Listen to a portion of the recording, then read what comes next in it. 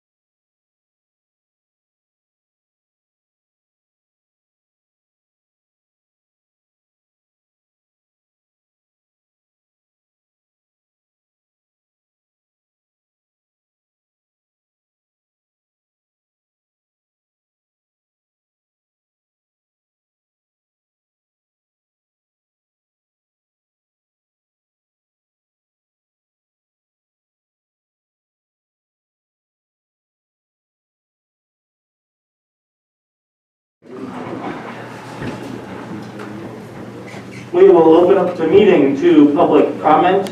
This time is for information from the public on matters not appearing on this agenda or within the consent calendar. All comments are limited to 3 minutes and must pertain to matters within the jurisdiction of this board. When addressing the board, please state your name for the record and address the board as a whole through the chair. No action or discussion will be conducted on matters not listed on the agenda. However, the chair may refer the subject matter to the appropriate department for follow-up or schedule the matter on a subsequent board agenda. Emma, do we have any public comment on Zoom? And go ahead, I'm sorry. Is there anyone with public comment? I am not seeing any.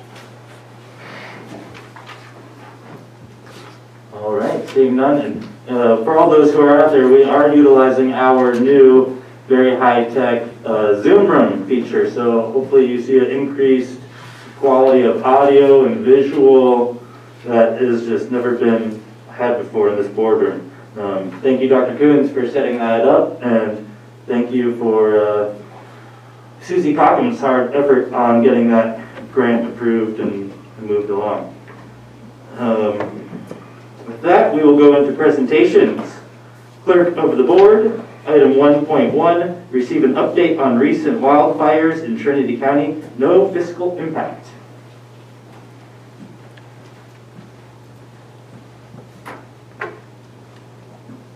Good morning, Christy. Good morning, Supervisors. So I'll be sharing today the August Complex Fire and Recovery effort. Now, this presentation goes over a lot of details pretty quickly, and so if you have any questions, please feel free to stop me in the middle of the presentation to ask. Just want to make sure that everybody's on the same page. Can we move to the next slide? Okay, so this is the Trinity portion of the August Complex, both the north and west zone and a little chunk of the south zone. As you can see by my green arrows, that's kind of where the Trinity border is, and the black lines on the west side and the south side. Close to 400,000 acres burned in Trinity County. So, next slide, please.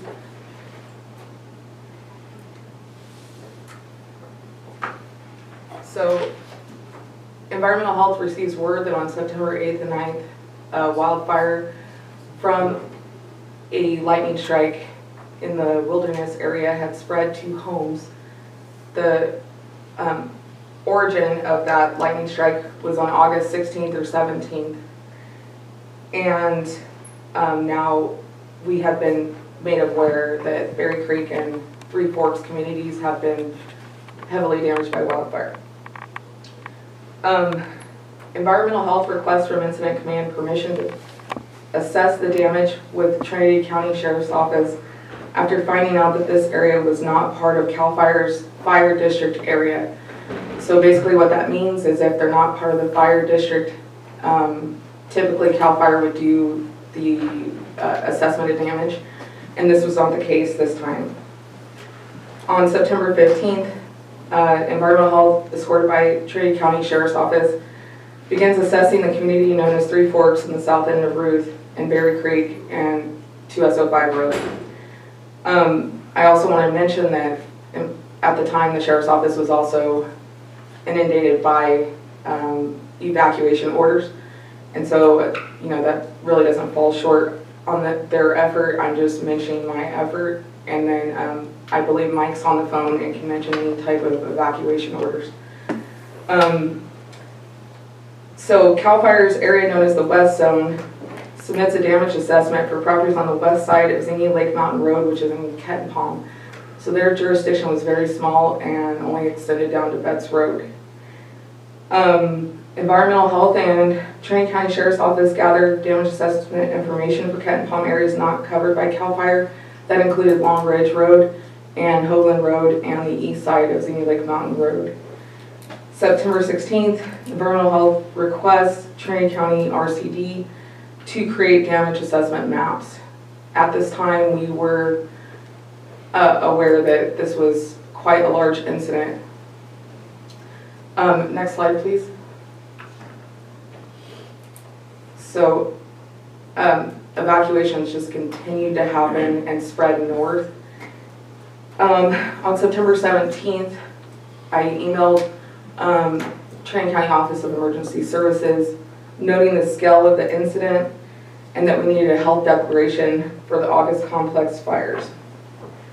We began preparing for additional damage assessments as more areas got placed under mandatory evacuations and re-evacuations as August complex moves further north.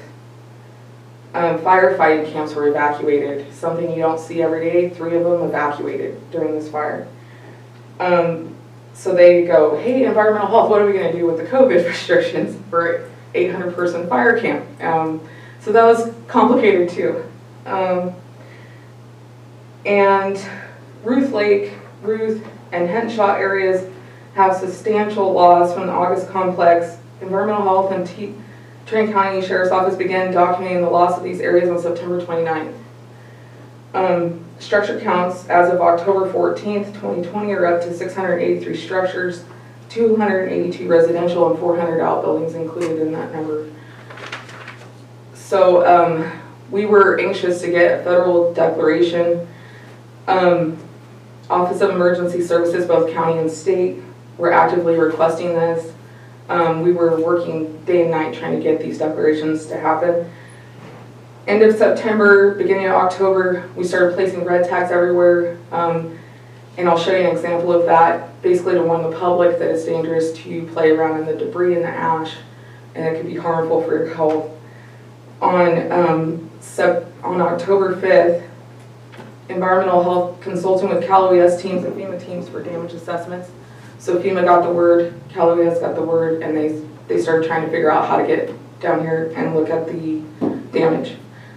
We created 6 teams, 2 public assistance teams that would include any of the damage that a public agency would be claiming against the fire. So road damage, culverts, Ruth Lake area.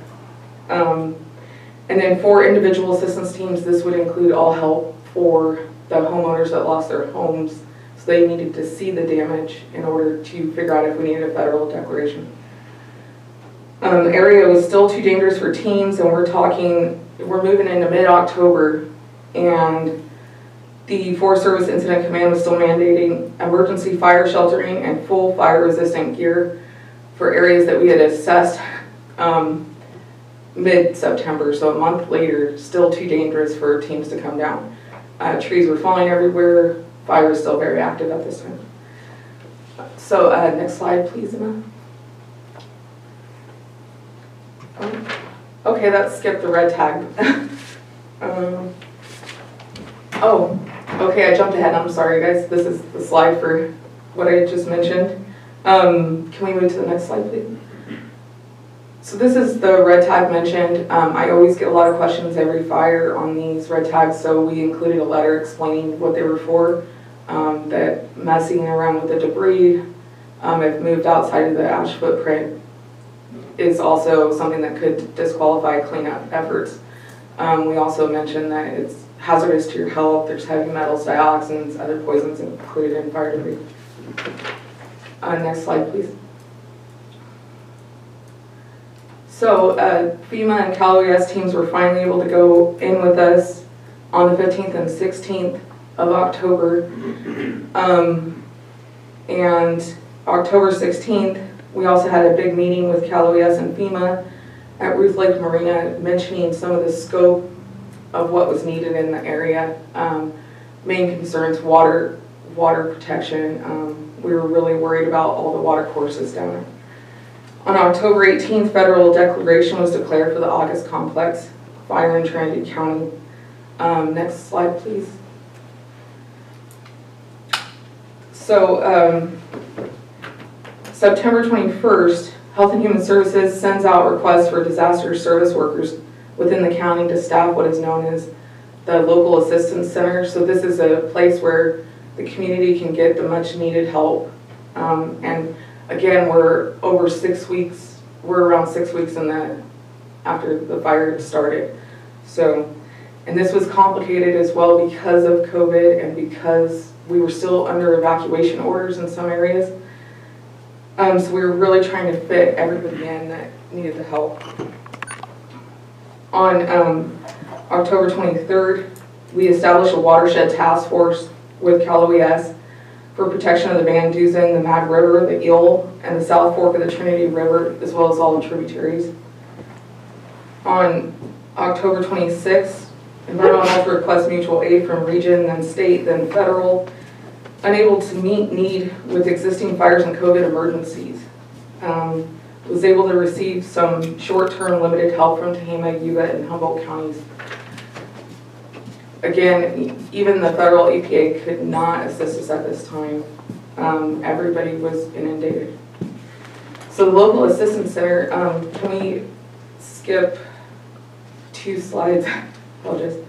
So Local Assistance Center was set up with Trinity County Office of Emergency Services and many agency partners placed in the Mad River area at the community center on Van Dusen Road. Environmental Health provided outdoor presentation to help the victims of the fire. And this was really to be COVID compliant. We stood outside, just very informal, and kept everybody distanced, and we explained the cleanup process. Some of these people still were not, they were having trouble getting back to their properties due to fallen trees and other accessibility issues. So we also continued to search for additional destroyed and damaged structures until November 1st, because previous areas with fallen trees and other nuances, roads that collapsed, hiking only into properties. And also the fire returned to certain areas and burned, and we had to go back in those areas. That was a little complicated. So on November 1st, we started the phase 1 cleanup effort, which was the removal of the hazardous waste. This was our primary focus was watershed protection, so we started where we knew there was a lot of water. We started on the back side of Ruth Lake on the boat only access properties, and then we went to the areas where we had to cross a river once or twice. I think I lost audio. Thanks. And we entered those areas that we knew would be very hard to do so once the rain started. We continued with Ruth Lake as a priority and moved outwards from there south. Next slide, please.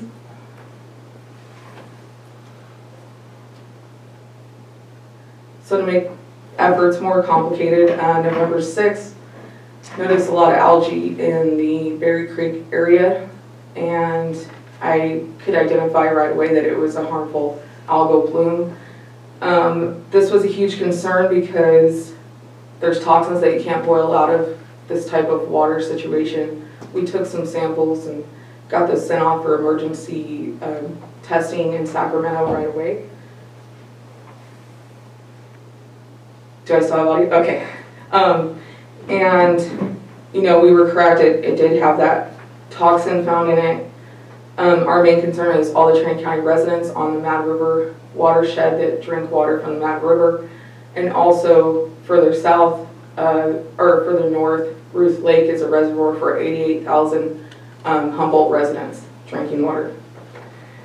We're expecting this to happen a lot in spring, summer, and fall this year because we had approximately 400,000 acres burned within these watersheds, and it's just inevitable, as what I've been told by experts with the state. Next slide, please. So we really had to move quickly into the right of entry process. Between November 3rd and November 7th, the Board of Supervisors approved an emergency fire debris ordinance, an opt-out program, and the right of entry form itself, which we'll call ROE from this point because it gets a little bit hard to keep saying right of entry. So we sent these out quickly to the Ruth Lake lease lot residents just because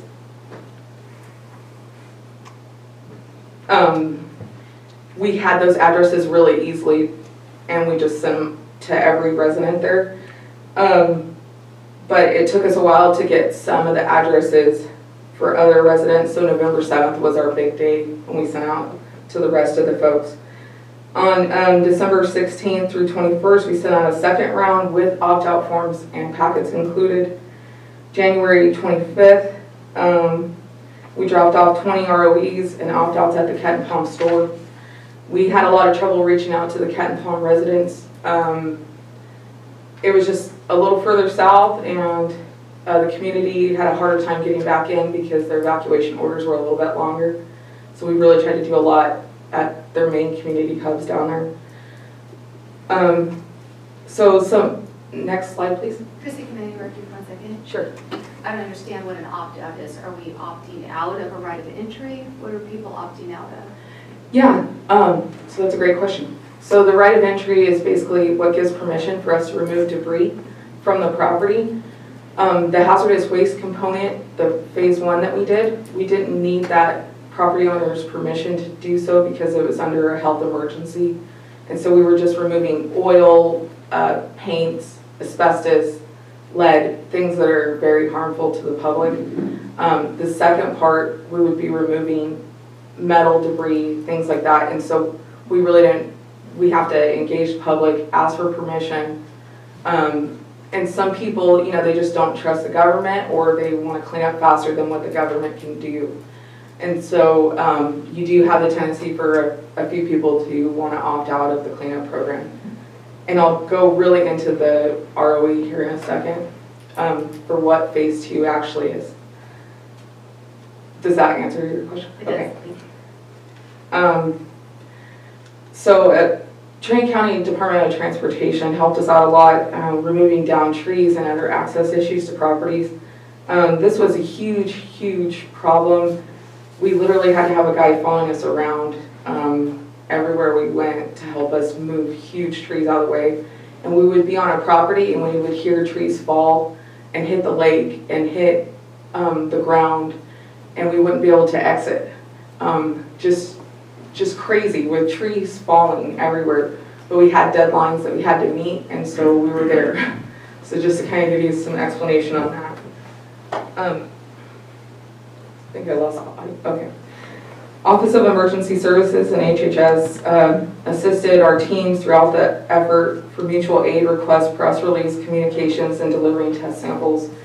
I really can't say enough about the situation and explain that not only are we talking at least a 3-hour drive each way, but the nuance between road closures and access issues and all-day efforts down there. I remember writing press releases on my phone, asking Mike Catoni, please edit this and send it out to the public because it's much needed right now. So it was a really huge effort on everybody. Next slide, please. Phase 2 of the cleanup. So this is a no-cost cleanup to the uninsured. Complete removal of debris, testing to the property, and certified as clean at the end of contaminants.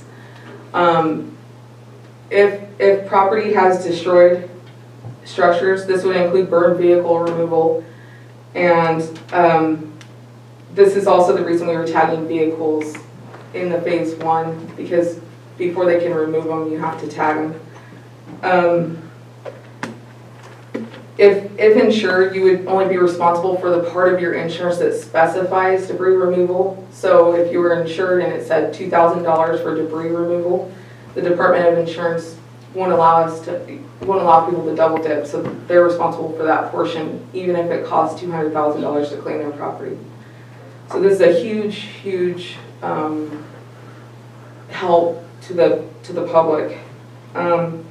Tree removal for the first time was also allowed even with properties without burned structures. This was huge down there. I was so glad to hear that Cal OES was allowing this service. We always need tree removal after fires, but never like this before. They also provide erosion control near the footprint of the structures and the cleanup. And then again with the opt-out option, this allows property owners a way to clean up their own properties. It's a complicated process. I'm not going to sit here and pretend like it's easy, but we have to hold a certain standard in order for us to get the rest of the cleanup done. So this is something we agreed to with the state and the feds. Excuse me, Christy, I believe Supervisor Gilligan has a question. Okay. Yeah, go ahead. Right now, can I clarify something real quick? Right now, we've turned your mics off because if you clear your throat or bump something, it turns her mic off. So give us a second for delay in sound, sorry. I'll wait to the end, I'll wait to the end and ask you. Next slide, please. So again, with the community outreach, with these right of entry forms, we had set up a meeting at Van Dusen Elementary to also provide help from FEMA and other agencies for the recovery effort. We were out at Kenton Palm Store last week, middle of the storm, but we did promise we were going to be there, so that was really important for us to get down there. Water concerns are going to be the focus of our attention for a while, and I don't know how long that will be, but we're going to continue to do analysis in the area. Ruth Lake was one of the big concerns, but all the watersheds are of my concern. And so right of entry deadline for phase 2 was supposed to, so we were supposed to collect all the right of entries, and then phase 2 start February 1st. They just extended that out last night at 7:30, so I apologize this isn't updated, to February 15th. And because of the weather, they've also delayed the start for the cleanup, for the big cleanup. And so I know there's a lot of folks down there getting anxious, and there was a lot of access issues that they were repairing roads, using Forest Service easements, doing everything they could to get into some of these properties. However, that's been extended a little bit just because of the weather. Next slide, please. So because we had a lot of the operations role, our main goals was the damage assessment, the watershed protection, and the debris removal. It all goes hand in hand though, because the debris removal is absolutely necessary for the watershed protection. Next slide, please. Here's a very small map of all the burned structures. And it's very hard to see, but to kind of give you an idea, they span, hours apart from each other, and very complicated areas to get into. One site, you have to drive to the end of a Forest Service road and hike 1.5 miles to get into. So there's some complicated issues for some of these sites. Boat access only, cross a river twice, a lot of issues like that. Next slide, please. So in summary, total structure count is around 784. This includes 312 residential structures and 472 outbuildings. We had approximately 750 vehicles, and properties impacted were around 277. We expect that number to go up a little bit as we're able to gain some access. Again, that property that's 1.5 miles on the hiking trail, that one's pretty rough. We're still trying to figure out how, after hiking into there, how we can get Forest Service permission to enter that and create a road. So out of the 259 eligible properties, we did collect 224 right of entry forms. We only had 2 official opt-outs, and out of this total, we had 72 lease lots impacted, 187 private parcels, and 9 U.S. Forest Service lots. This is in the Summer Home Road area of Forest Glen. We also had some that just didn't qualify for debris removal assistance because they did some activities that were not allowed. And to explain that, they basically pushed the debris, they buried it. So that made it to where they're not allowed, and we're going to have to take other actions to get them to clean it up.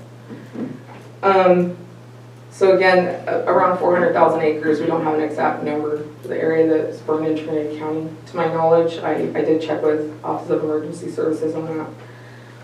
And the next slide is just the people that I worked directly with during the whole time, and I just really wanted to put that up because so many agencies, nonprofit, federal, local, were involved in just my end of things. We're a strong team here in Trinity County, and we've done a lot of emergencies And unfortunately, we've gotten pretty good at this, but working together is a big quality of ours, I think, a very positive one. Any questions? So a couple questions, Christian William Gogan.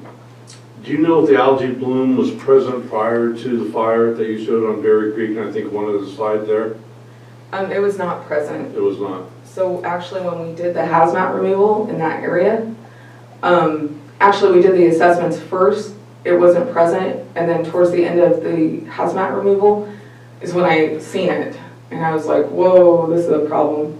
So again, you know, you're starving the water of oxygen. There was a lot of livestock in the area. Many reasons after a fire to have algal blooms. Besides that one slide you showed on Berry Creek, did you find it in a lot of other places? There was a lot of drainages in that area. It's fairly common to see in some areas during the warm time of year. I've never found harmful algal blooms myself in Trinity County in the 6 years I've been here. So this was a new experience. Fortunately, I had the tools to identify it pretty easily and figure out what was going on. Thank you. And I see that 2 properties opted out. Say I was one of them, and I said I didn't need any help cleaning up my property. What standard am I held to? Do you come back and look? I'm sure some people just don't want people on their properties, but that's not enough to suffice the environmental concern, I would think, from you guys. So do you come back? Are they held to a standard same as all the other cleanups? You're exactly correct. So basically we're doing it through the building demo process, and we have a special form related to the August complex fire, and they have to go through a rigorous list, a map. They have to hire a contractor that's able to provide the type of cleanup and cover and make sure that none of the dust escapes the vehicles while they're traveling, because they have to drive quite a ways to dispose of fire debris. We don't allow of that disposal in Trinity County, so they do have to go to Anderson landfill. Is the closest place. What would be an excuse? You had 300 odd places there. What would be the reason that 2 people would opt out and take the burden on their own dime, we'll say? One person was really anxious to start rebuilding, and so they didn't want to wait on the state and feds for the final sign off. And that's a really good reason. Absolutely. So. Thank you. Yeah, no problem. Any additional questions from supervisors? Supervisor Gross? Thank you for all your hard work, Christy. It's been a long half year for you. So the 400,000 acres, I want to make clear that's just the August complex. That doesn't count our northern fires. So we would have a total of closer to 500,000 acres burned. Correct. Just for the record, yeah, okay. And earlier on, you talked about that they weren't these zones, and I didn't quite get it, were not CAL FIRE zones. So could you explain that to me? Whose area are they if they're not CAL FIRE? Yeah, this was a new thing for me as well. So basically, they're in the Wildland Fire District, which means the Forest Service has the fire fighting jurisdiction of that area. This was a little bit hard to deal with just because the typical wildland fire doesn't involve structures. So it was a whole new kind of game. Again, CAL FIRE usually provides the damage assessments for all fires. That gets thrown into OES's system, and we don't even have to do hardly any of the work to get the emergency declaration. However, because this was in a wildland fire district, nobody was doing the damage assessment, and therefore not putting it into Cal OES's system, and therefore we didn't automatically get the emergency declaration. We were held to really strict timelines and access issues, and because of that, it became a much more complicated effort. But I thought every structure was a CAL FIRE district, but it's just not how it works. And Siskiyou County dealt with a similar situation in the Happy Camp fire, and they had to do their own assessment as well. So we're not alone in this, it's just rare. Oh, I'll have to look into that, I didn't know that either. So do we have an estimate of what percentage of the housing allotment in that area was lost? It has to be a pretty high percentage. If you don't have that, that's okay. I don't have the percentage. It's absolutely devastating down there, I will say that. Okay.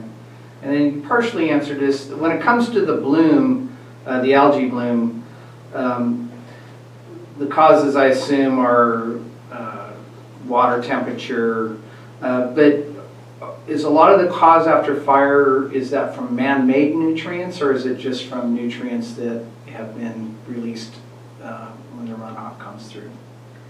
So in this particular case, the only thing south, which south is where the waters originated, was Forest Service land, so it really was caused by the fire and runoff from ash.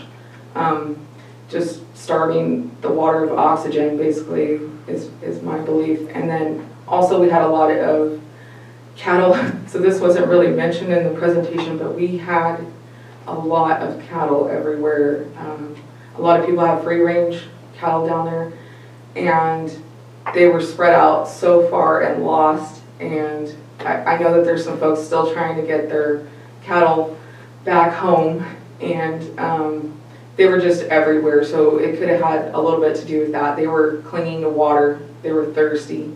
And you know, the ranchers were incredible, very helpful, but they had so many cattle just spread out. So it was a little bit of a complicated situation for that as well. Well, that brings up another question. Do we have an estimate on how much cattle was lost? So this is still an ongoing thing. I've talked to a few ranchers, well, probably around 10. And at first we were estimating as high as 2,000. We have confirmed around 200, but people still really don't know 100% of what was lost. And this was a huge thing. Even when Cal OES heard that 200 number, they're like, we've never heard of so many dead cattle. And they came in like 6 weeks later, and you know, cattle's not going to still be around sitting there. So it was a different situation, and the cattle that survived, they were definitely getting annoyed, so they were just making a lot of noise at all of us. They were lost and hungry. So it was interesting, but we found, you know, dead, burned deer, burned squirrels everywhere. I mean, just wildlife everywhere gone. So it's natural that cattle would also be in that. So I'm guessing it wasn't very good for the spotted owl population. In my last question, after my smart-ass comment, is you mentioned the debris removal, and if you had insurance, it says maybe you have $2,000 worth of insurance to clean up your barn. You're saying that if that doesn't cover it, you have to come out of pocket, your own pocket? No, not at all. So the state and federal, they would cover all of the rest of it. It's just with the Department of Insurance, you can't double dip. So if they've already been given $2,000 for debris removal efforts, that would be the part that they would have to reimburse the state and the federal government. Okay. People are always really weary with that, but in the Helena fire, we had a parcel that cost the state $1.3 million to clean up, and they were only liable for that $2,000. So I just really want to emphasize that it's only to prevent double dipping. Another option they gave this year, which is really cool, is whatever's not typically covered with debris removal, if you just provide receipts for that. So for instance, your water system burned and you had to clean that up, and you provide the receipts, or fencing or something like that. You provide those receipts, then you wouldn't have to cover whatever portion of the insurance allotment. So it's actually better off not to even have debris removal on your insurance policy. I was thinking about this morning. It definitely makes it a little more complicated. Okay. All right, those are my questions. Thank you very much. Chrissy, just a couple more questions. Of the 200 to 2,000 cattle down there, what percentage do you think that may be? This one, Dan might actually, or Supervisor Frazier might have a better idea, but we knew that there was some free-range cattle on the South Fork mountain area because there was permits pulled through the U.S. Forest Service. There's some very large ranches down there, and I don't have an overall estimate, but I will say that it's probably a good chunk of the cattle down there, but definitely not the total amount. Supervisor Frazier, do you have anything to add to that? I know that you're a little more familiar down there. I think it'll be a while before really get an accurate assessment of actual cattle losses. Most of the ranchers I've talked to say they won't know until they do their spring gather, and then even then, normal losses versus fire losses, it's probably never be an actual number. I know that when things started calming down and the people started finding their cows, then the numbers weren't as bad as originally expected. So as a percentage-wise of total cattle loss, I don't think it's going to be that high. It's going to be higher than a normal winter loss, but the bigger issue for the ranching communities was feed loss and those sort of issues in infrastructure. I mean, when all of your feed and all of your fences burn, that's actually more of a hit than having a few cattle burned. So Chrissy, you mentioned earlier too that there was kind of an opt-out area or a CAL FIRE zones that weren't in the fire there. It sounded to me like they burned a lot harder or sustained more fire impact because of that. Is that true? That's a touchy one to respond to. There was loss both on the CAL FIRE side and the wildland fire side. However, the wildland fire side did have more acreage and more structures lost, about 5 times the amount. Do ranchers have insurance for their cattle? I'm unsure about that, but I do really want to emphasize that feed, we were really worried about all the pasture land that was lost, and that was one of the big topics that I told OES. I said, our big thing isn't, disposing of the burned cattle. Our big thing is how do we feed what's left, because everything is burned, their natural pasture land. Thank you. Any additional questions, Supervisor Frazier? Sorry. Good. Chrissy, I just want to say that watching these pictures is shocking and sobering to me. And what occurs to me is that what I'm seeing for the first time is something you've been living, and these people, Dan, and others have been living. I just want to acknowledge that. I just want to say thank you for what you and your whole team, what the county has done, and just acknowledge people's pain. It's hard to look at. Thank you. Christy, I have one question. Has the debris removal been creating any local jobs, or did people come from more out of the area to take those jobs on? They had mentioned that they want to hire local people to do some of the work. I don't have an estimate of how much of that work is going to be done by local contractors, but every time somebody asks me, I would refer them to the CalRecycle website and let them know that they can bid for that contract. The main operation is an out of the area construction, but I know that water tenders and things like that, earth movers were important in what they're looking for subcontracting. Okay, thank you. And what percent of the way do you think we're in the total picture of complete cleanup? So the phase 2, the large operation, really hasn't started besides the initial testing phase. Tetra Tech has been out there testing materials and properties and removing any residual asbestos, but for the month, the end of December, beginning of January, we were working with the teams trying to get access, trying to figure out what permissions were needed, how to approach these tough situations. So they've been getting that kind of stuff cleared up. Okay, thank you. Any additional questions? Go ahead. You jarred my memory. If I'm remembering this correct, we do have a streamlined process for people to like put in new septic tanks and in housing, don't we? We have some sort of priority. Yeah, so if somebody was in the fire impacted area and they have a burned septic system or well, we will inspect that right away as soon as they request it.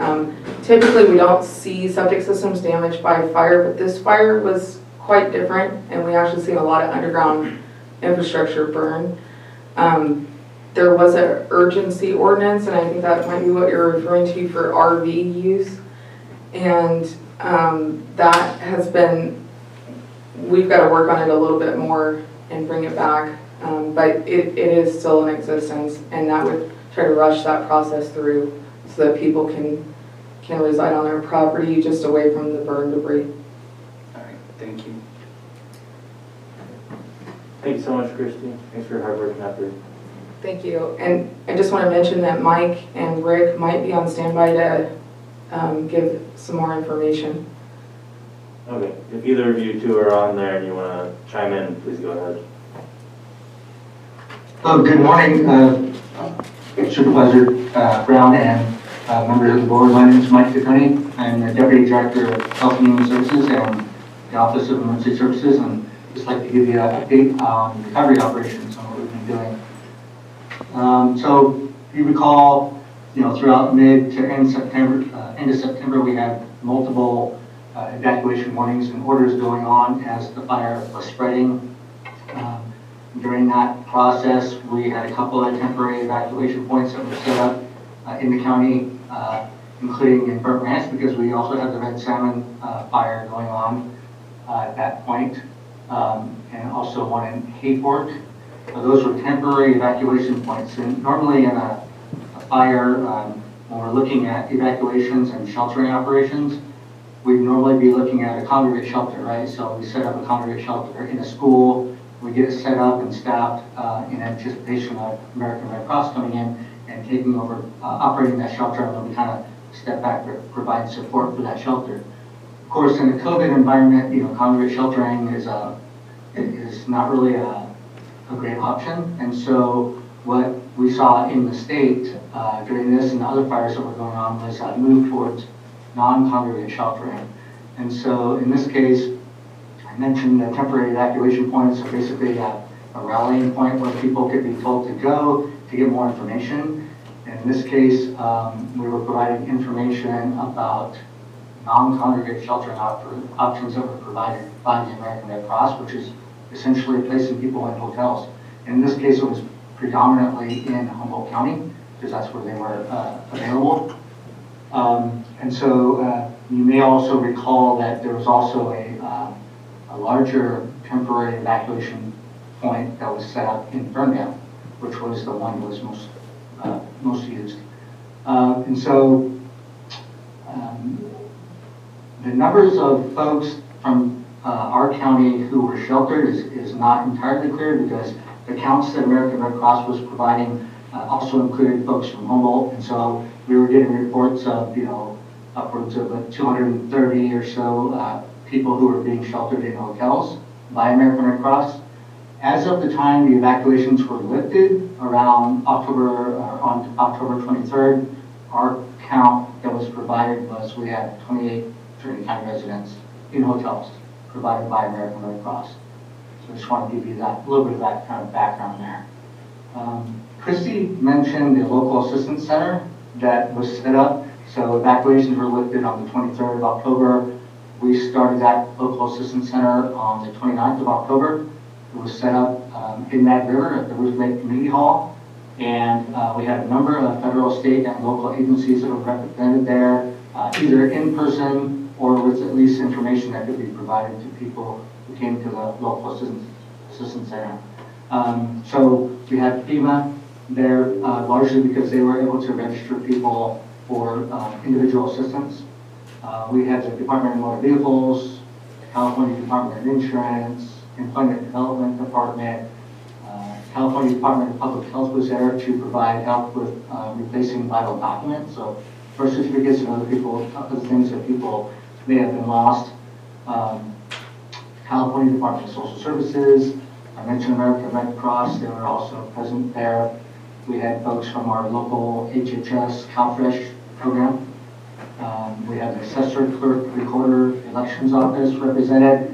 As you remember, that was right coming up towards the November elections, so we had to make sure that people were still able to vote.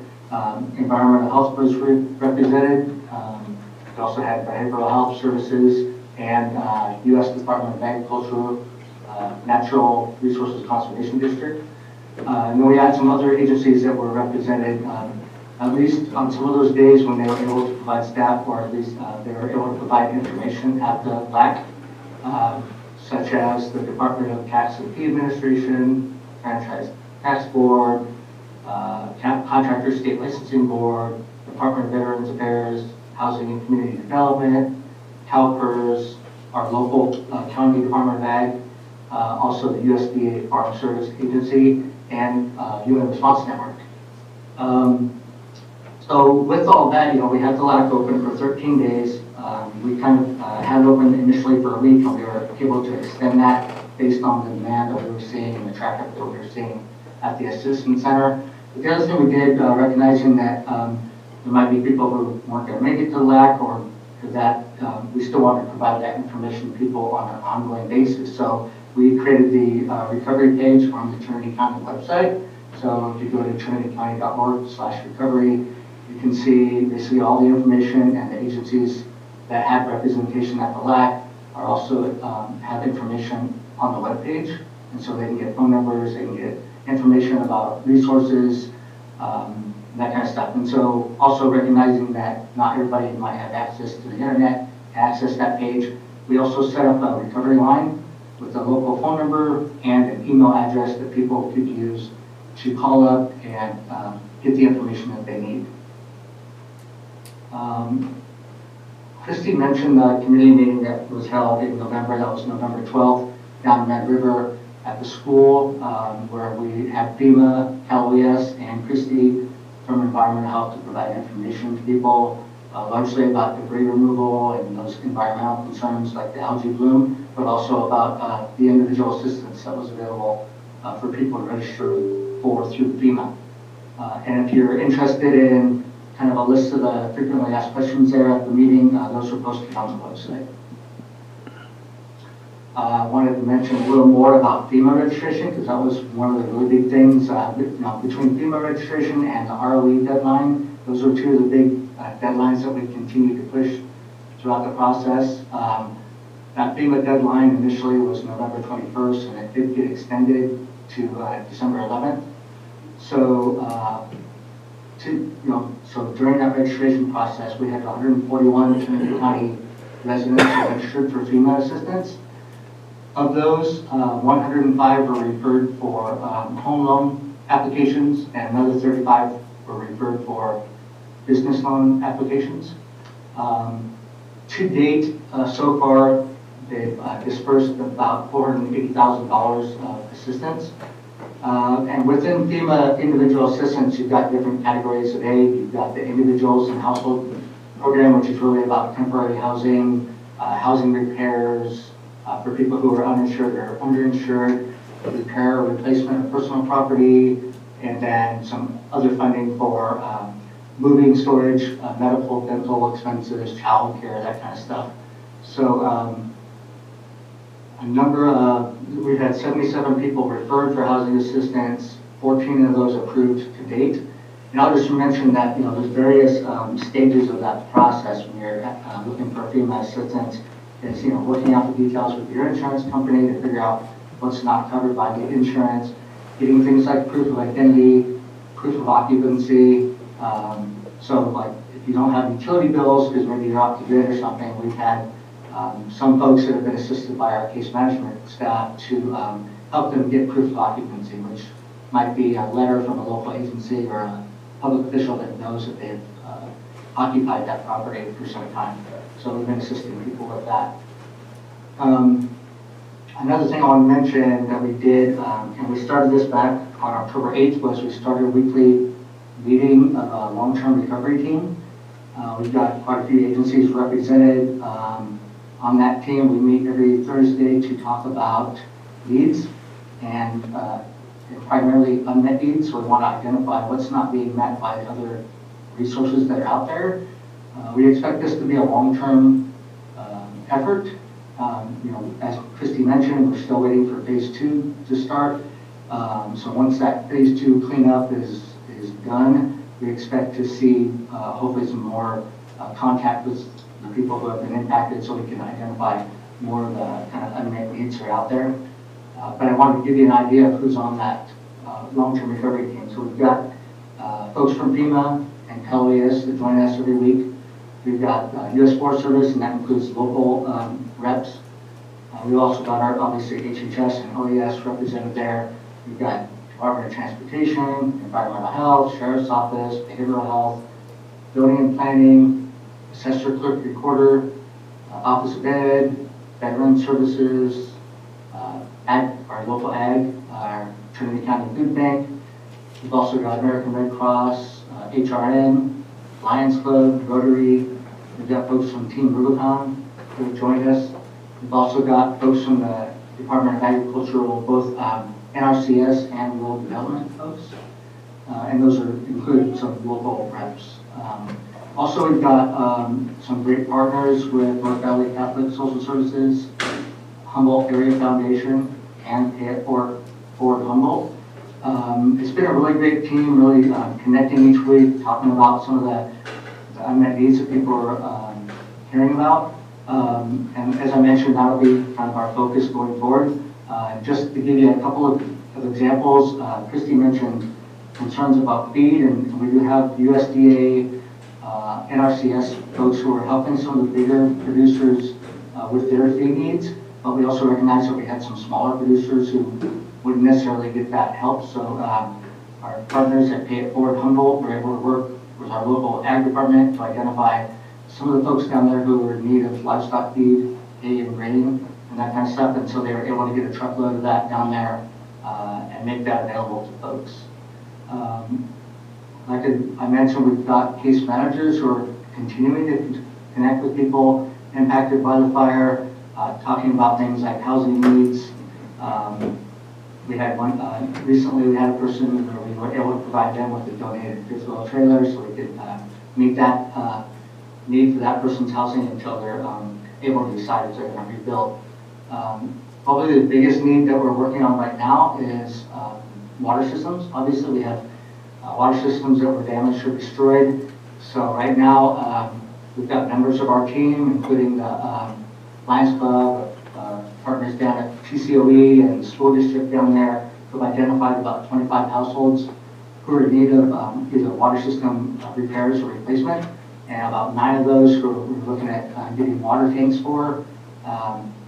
They've got about $15,000 raised, and they'll be looking at working with some of the other LTRT members to try to raise the rest of the funding to meet those demands. So that's just another example of the stuff that we're working on that long-term recovery team. Also want to talk a little more about case management. So one of the things we recognize with a lot of the need that was out there, that we were going to need to have a constant presence of staff who could answer the phone and answer those questions that were coming down from people. So far, we've had a half a dozen folks dedicated to making sure that we get those phone calls and emails answered, and also kind of distribute those issues out to the case managers so they can get questions answered and get referrals out to those folks. So far, we've had contact with about 130 households.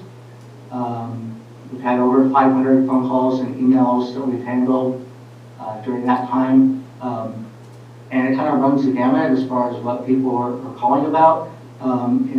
Initially, it was a lot about damage assessment, so people wanted to know, was my property impacted? So as Christy was sharing the damage assessment information with us, we were able to reach out to people to give them information about the damage assessment for their property. As you can imagine, a lot of the questions are about debris removal and cleanup and right of entry forms, and so we were able to get those questions answered or seek additional information from environmental health and other entities if we needed it. Other questions about rebuilding, urgency ordinances, that kind of stuff, and also FEMA assistance. As I mentioned, we've been assisting people with getting those proof of occupancies and other verifications for FEMA. And then other kind of miscellaneous questions that are going on.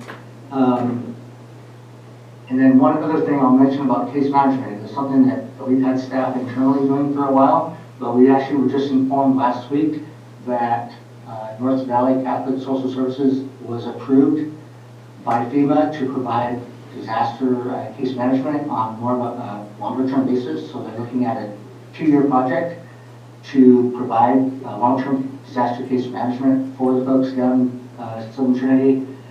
And so you're still waiting on some of the funding details to come down, but what they're looking at is, like I said, a 2-year program. They're planning on hiring a program manager and 2 case managers to look at the, assessing people's long-term needs and connecting them with resources, and also bring that information back to our long-term recovery team to start to identify those ongoing unmet needs and how we can meet those. So we'll be looking to connect more closely with MDCSS in the future to see how that disaster case management program develops, and we can help them kind of connect with the people we've already been in contact with and, as they move forward, so they can start assessing those longer term needs. And I do want to mention that they are really looking to recruit that program manager and those case managers from people in the county, preferably in Southern Trinity. So please be on the lookout for a job announcement. When we get it, we'll be pushing it out there. We'd really love to see somebody down there who's already in the community to fill those roles and really help those people who are impacted. So that's my update, and I'm happy to answer any questions. Thank you so much, Mike, for that thorough update. Supervisors, do you have any questions? Go ahead. Mike, thank you for the thorough and great presentation. I just, a couple things here. Of the 77 people that signed up to be approved for housing, 14 have been put through already. So the other 63 or 70% of them did not get approved. Was there any reason for that, and what can we do to streamline that? It seems like it's been a few months now through winter, and there's quite a few people not Right, and it's been approved yet. the process. And some of that could be because they haven't, worked through the insurance with their insurance companies, and that kind of stuff. So it's not that they haven't been approved or that they've been denied necessarily, it's just that they haven't been approved yet. And those numbers get updated on a weekly basis. Is that the current numbers?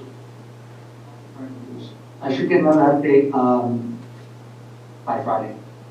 Thank you. One other question. I was talking to Carrie at the fairgrounds in Hayfork, and I guess sometime in the initial part of the fire there that they had a mix-up with, they had fire camp there, they had people showing up at the fairgrounds there without it being really an official gathering spot, and they were kind of in a bind with the large animals, people showing up, doors were closed, COVID, and how to try to separate all of that. Did you hear anything about that? And is there anything that we can do about that in case it happens again? I know initially, because the day that we had the evacuation order for the Post Mountain area, I was there with one of our staff members, and we went to basically, because that was before the fire camp came in, and we were using that as a temporary evacuation point, like I mentioned, basically just to let people know we could put them in touch with American Red Cross so they could be put into non-congregate shelter, which is, as I mentioned before, hotels. So there were a few people that showed up that came in, and I'll tell you, the minute I arrived, there was already people from the local community showing up to provide blankets and sleeping bags and that kind of stuff. There was not any intention to use that as a long-term shelter area because obviously we were focused on non-permitted sheltering. Although I know that there were some people who independently made arrangements to camp there because they didn't want to leave the area. So people that were evacuating that we spoke to from the Post Mountain area were some of them were reluctant to leave the area, and so they preferred to try to make arrangements to stay there at that point what was the temporary evacuation point. So, in the future, I think it's really when you're kind of trying to identify those temporary spots, and as you may know, what ended up happening was the temporary evacuation point ended up getting placed in burn down. And because it was just, there wasn't much for us to do in terms of non-contract sheltering in that part of the county because there's not much available. And so I think in the future, it's just really thinking about where those temporary evacuation points are and getting that message out. But yeah, there was never a plan to use, from our side, to use the fairgrounds as a sheltering area. Mike, thank you very much. Any additional questions from supervisors? Seeing none, we will thank you for your time, Mike. Is Rick Tippett on there and wanting to do a presentation as well? There we go. Sorry, I was trying to unmute. I've given you a briefing a couple times recently. So what I wanted to do is I wanted to share some pictures today of the damage that we have out there so that you get a better idea of what we're looking at. On the screen right now, you'll see a culvert. This is pretty consistent with a lot of the culverts that we have out there, which were actually the old CMP culvert had started to rust away. So what they did about 15 years back was they came in and they lined the culverts with a plastic pipe and they pumped slurry in behind the culvert to hold that plastic. And so when the fire came along, it melted some of the slurry up there, but the heat of the fire actually cracked the slurry, so you can see cracks up in there. And so parts of the pipe have started to collapse in on itself. And then also, a lot of these pipes will have a lot of runoff or debris that flows out of them after the fire, and we have since tried to clean them up as best as we could. But this is a real good example of one of the culverts that we have. To give you an idea, we have culverts that are small, we have culverts that are really big. And this is another example of one of those line culverts that we had out there. And as you can see, debris material sits on the bottom of that. Most of this is actually solidified and we can't get it out. We did try to chip away at some of it where we could. But keep in mind that because of safety, we can't just walk inside of the culvert. So it's rather a tricky job trying to get in there and clear it out. But this gives you an idea of what we're seeing in a lot of these culverts. And then we have things like this where the culvert had caught on fire on the inside, and actually the metal on the outside had melted. Rick, just so you know, your picture is not changing. Oh, it isn't. Sorry. Okay.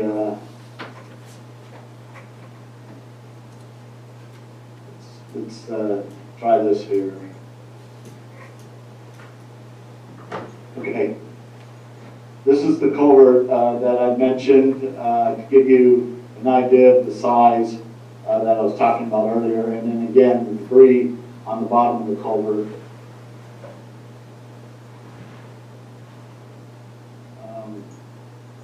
Sorry, I'll abbreviate this here a little bit. And then this is another picture of the culvert where the culvert had melted and the actual overflow inlet had also failed and melted.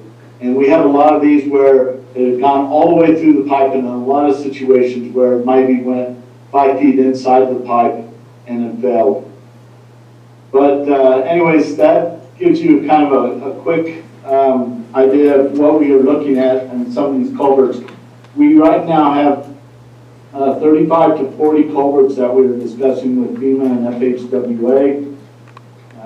Reason why we don't have an exact number yet is that we are working with FHWA to actually get a final number that they will approve for construction and allow us to replace.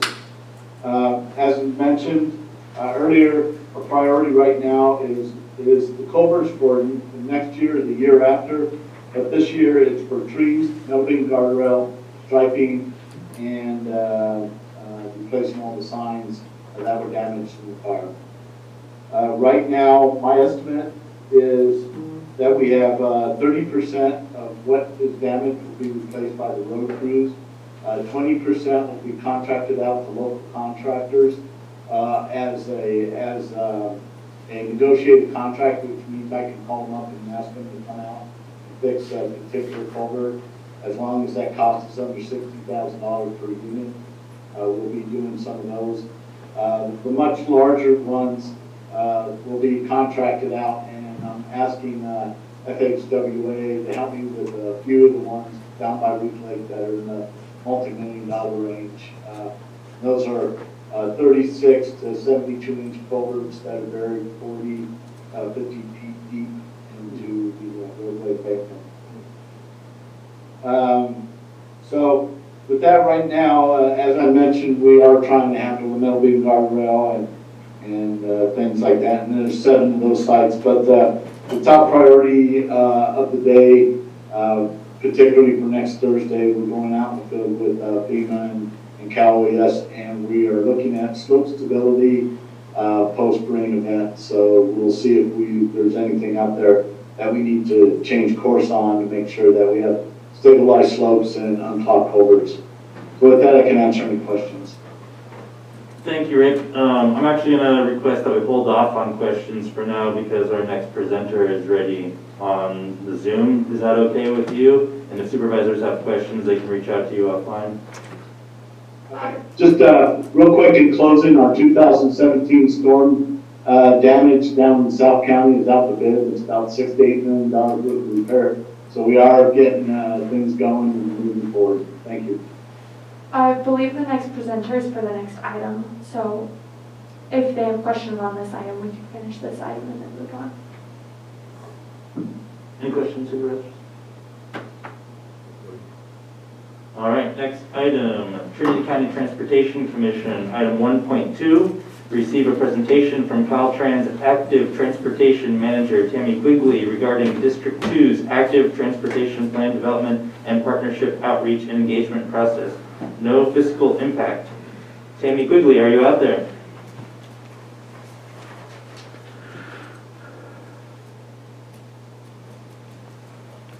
There you are, you're on.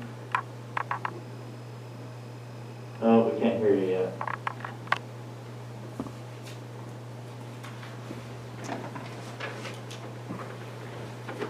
Am I able to do anything?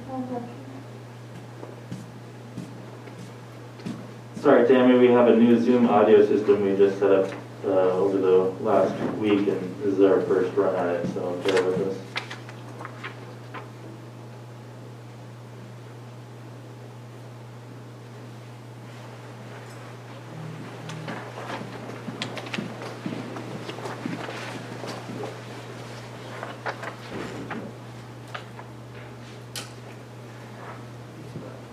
If we can't figure it out, Tammy, maybe it might be best if we just use the call-in number, unless you're trying to do any screen sharing.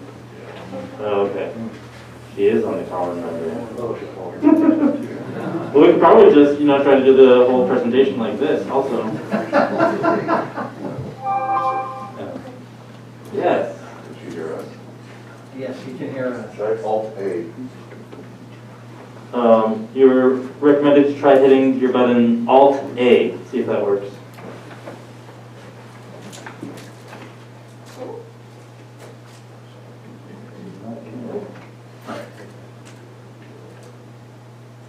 Sorry for the technical difficulties. We are still learning. Well, it's different. I think Rick was using his camera audio. Yeah. Not calling in. Do you mind messaging me which phone you're calling in with so I can merge it with your audio, so that I can connect you? Okay. Okay. That's, I've always wanted to.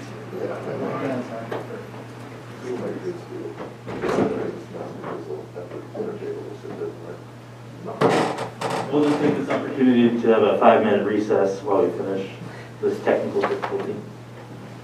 I think it's the. Can you hear me now? Oh, wait a minute. Let her know I have the same problem on my phone all the time. So let me tell you my technical glitch is that the agenda has a call-in number and then the Zoom meeting has a different call-in access. So that seemed to get me from not being able to hear or talk and you hear me to being able to. So if in the event you end up with someone doing sign language over your video again, that would be how I just remedy that. Thank you for letting us know. I'll make a note of that. Certainly. Good morning, Commission. Thank you for providing me this opportunity today. I will say it's been a few minutes since I've been able to stand in here and be able to present to the Trinity Commission. So I certainly appreciate your time today, and I want to just share some information with you, and then have any dialogue that you might want to generate on the offset of it. So just to introduce myself, my name is Tammy Quigley. I work for Caltrans in District 2. There's in a telework environment, but typically in Reading, and I'm the office chief for the Complete Streets and Livable Communities office there at Caltrans District 2. And one of the largest things we do is manage the active transportation program and complete street features for our local partnership projects and Caltrans capital projects. And then we have a really big effort going called the Active Transportation Plan that I'd like to share with you today. As I move forward, I will be talking about that specifically, and then may touch on some of those other items as we move through. Some of you might be very familiar with what an active transportation plan is because Trinity County recently adopted one and went through the list to get that done with staff and the resource district. And I want to commend your staff on that effort. It's a very well-written plan. It was very thought out and done in a great partnership, and we certainly appreciate that. And it really, really gives you an idea of how we can partner on projects when these are identified on the state highway system. So I've already utilized information in that document, and I'm very thankful that staff was able to move forward. And just to touch on, the active transportation plan is the funding that was used to pay for that project, which is the program that I manage out of the office that I work in. So Caltrans as a district, or excuse me, as a state, has implemented and gone under contract for all 12 districts to produce such a document, an active transportation plan.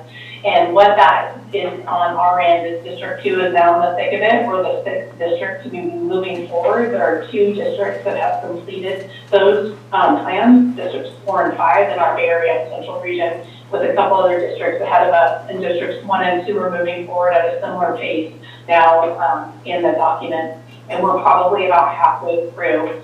The bulk of the work done thus far was asset inventory, so realizing the existing conditions that are on the highway. And when I talk about existing conditions, I'm talking about for infrastructure for people who roll or don't use a vehicle. Essentially, I'll be talking about the non-motorized group, and that's those that are not in a vehicle.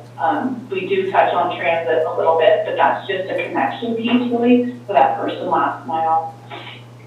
So what we've done thus far and what the district active transportation plan will consist of is that asset inventory, those existing conditions on our state highway system, but it also is a reach onto the local systems, much like various major arterials in Trinity County, where we can look to provide that network connection from those wanting to walk, bike, or roll on our highway system and connect to major connectors within the county. And that's where we utilize the adopted Trinity County Active Transportation Plan. We will be moving forward, but trying to do so through an lens of equity and partnership. So we have a technical advisory group that's being formed, and I will likely be reaching out to staff to see what, if any, level of effort that they want to participate on that. Our next step that we're moving forward is to start to identify the gaps and the barriers that exist on our state highway system, specifically for areas like State Route 3 and State Route 299 that serve as main streets in Trinity County. We're very interested in knowing if we have the existing conditions identified accurately, and to look where we can identify the gaps and the barriers that are still there. For instance, maybe gaps in sidewalks where people can walk along for a certain stretch of time and then all of a sudden there is no sidewalk there. Or those biking are on a nice bike lane and then all of a sudden they're pushed to share a lane with a fast moving vehicle. So we're starting to move towards that gaps and barriers effort. And one of the ways that we're doing so is we're launching 2 surveys. We're launching, these are web-based surveys. That's the major platform for them. But we also have a means to collect that data through phone call interviews, phone calls on a paper version. And I can certainly talk about that more. I want to try and keep some of this a little high level as the material that I did provide. But that is the method that we'll be using to help network within the communities, within our partners, with our partners and our stakeholders, community-based organizations and schools, to collect data that you guys all know in your community, all the communities in Trinity County, so that we can make sure and capture where those gaps and barriers are as we move the document forward. The end result of the Active Transportation Plan is a little bit unique and different from the Trinity County Active Transportation Plan, is we won't necessarily be identifying a list of projects. We'll be identifying a list of like a toolkit of treatment types that we can use. For instance, some of those are simple. If there's a gap in the sidewalk, then we know we probably need some more sidewalk to go in there, or a gap in a bike lane. But we'll also be identifying ways to try and be transformative and creative to create an infrastructure for those people that are walking and biking. So the outset won't necessarily be a prioritized list of projects, but more of a way where we can treatment types. So that when we move forward and start partnering with our agencies when projects come through, and we want to combine them with the current project that Caltrans has going on, or we want to address something on a standalone where we don't have a Caltrans project coming through, we've got a really good idea of what the conditions are, what some treatment types might be, and then we can start to move those projects forward together. Caltrans is not looking to do business in a vacuum as we move forward. We've historically done some things that way, and with complete streets and active transportation, it's just not where we're heading. I'm happy to announce that. So I talked a little bit about what the work to date has been done. We've done the inventory. We're getting ready to launch the survey, and we're starting to form the group of people that will advise the technical advisory group to this effort.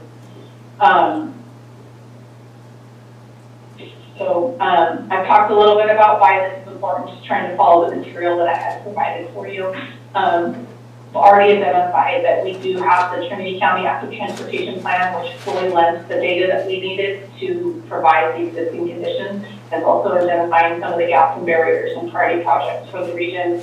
And just want to continue to say that in the coming probably a couple of weeks, I'll be reaching out to staff to see if there's anyone that's interested in wanting to be a part of the team. And that's where that next step comes in. Probably going to keep the survey open for about 8 weeks. So there's 2 different types of surveys that I mentioned. There's a partner survey where we're interested in pushing or having the survey completed by those that we partner with, commissions, technical advisory committees, executive staff, agency staff, transit partners, tribal partners. There's a handful of other partners, because we want to know their needs versus public needs, and then we're going to look to try and mirror that as we move forward. So there's a little bit of a different survey that will be pushed out by a press release tomorrow as well as the survey information will be coming via email and will be coming via social platforms such as Facebook and Twitter. And then in the email information that I will be sending out, it can be shared with whomever, and it will have an option for being able to contact my staff, myself or my staff, to fill out the survey maybe over the phone, because we recognize that the survey is coming out, it needs internet connection to complete, and it's done on either a smartphone, tablet, or computer, and that's just not something I want to restrict anybody in my district to. I want to be able to have a conversation with someone and then express the needs to me, their wants and desires to me, and not have to do it on a platform they're not comfortable working on. So just know that that's going to be an available option to you as well. So that was just really kind of a high level. Wanted to share with you that we are moving forward to capture the needs in the area on the state highway system, as well as trying to connect to the feeder network that's already been identified as major collectors for people that want to walk and bike. That's our focus. We'll be doing so in coordination and cooperation with the Trinity County Active Transportation Plan, as well as agency and RTD staff. And probably covers it. It's a pretty high level. The only other thing I would touch on, as well as the plan and where it will coordinate with, is as Caltrans moves forward in their 10-year shop and their shop cycles, and we're identifying projects that are in Trinity County, that our active transportation efforts and plan will help coordinate that, as well as your local plan. And we'll use those tools as we work with your staff on projects to identify the need for those walking and biking, to make sure we've gotten it right out of these plans, but then to further in any partnership. And that doesn't always mean financial partnership. Partnership that I'll be looking for is, are we getting it right? Can we go back out to the community and make sure that we are meeting the needs that they have? And that might mean hosting meetings or hosting workshops or anything that you guys might tell me that serves the community or districts in which you represent. So that's kind of to come over the next month to 6 months. We'll probably look at getting a final draft of our report somewhere about 6 months from now. Takes a minute to get through all of the public outreach and participation efforts.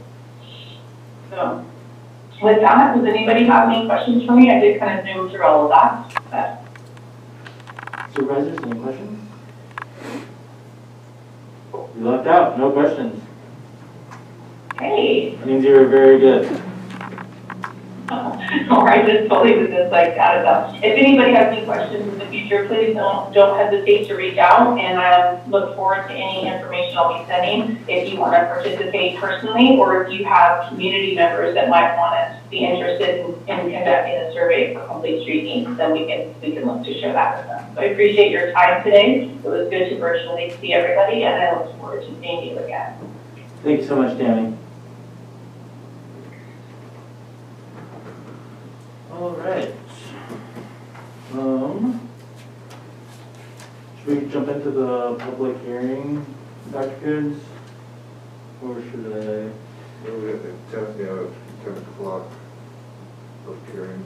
If the board doesn't mind, it would be nice if we could have someone on hold waiting on that, so. Board?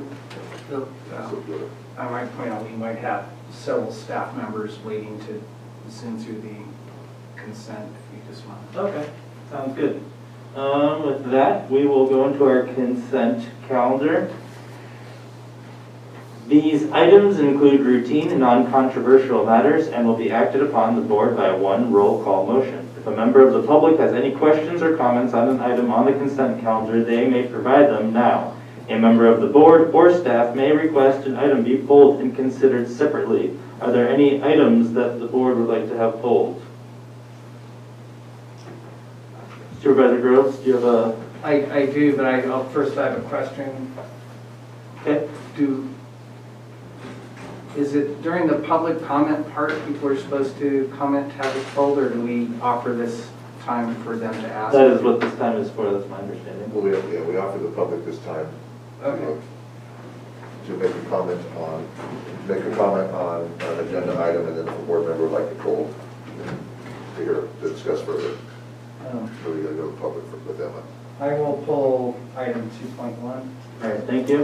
Emma, are there any members of the public that are wishing to comment or poll an item? Is there anyone wishing to make comments at this time? Seeing none, we will go ahead and proceed. Mr. Chair, I would like to pull item 2.3 also. 2.3, all right.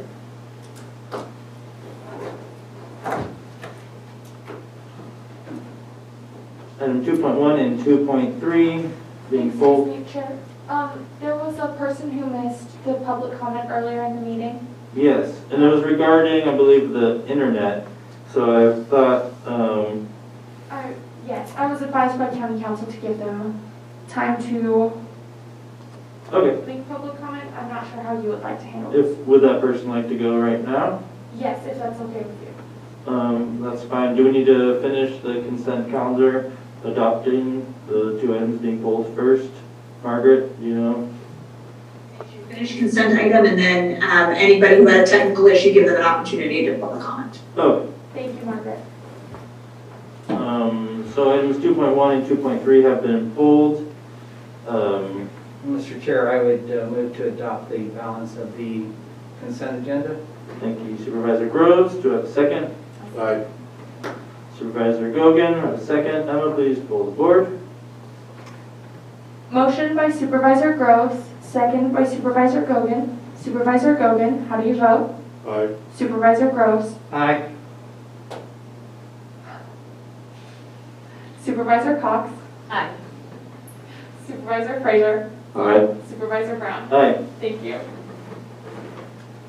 And then, Margaret, so should I go into 2.1 and 2.3 now, or allow the public, the member of the public to speak?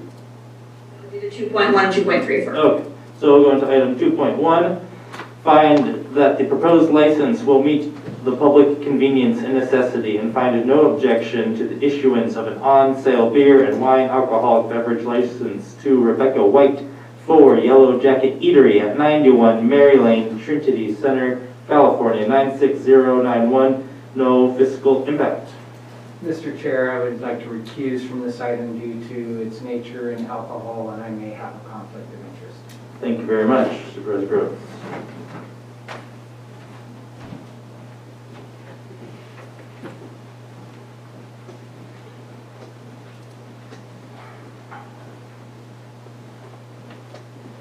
Should I ask this question? So I have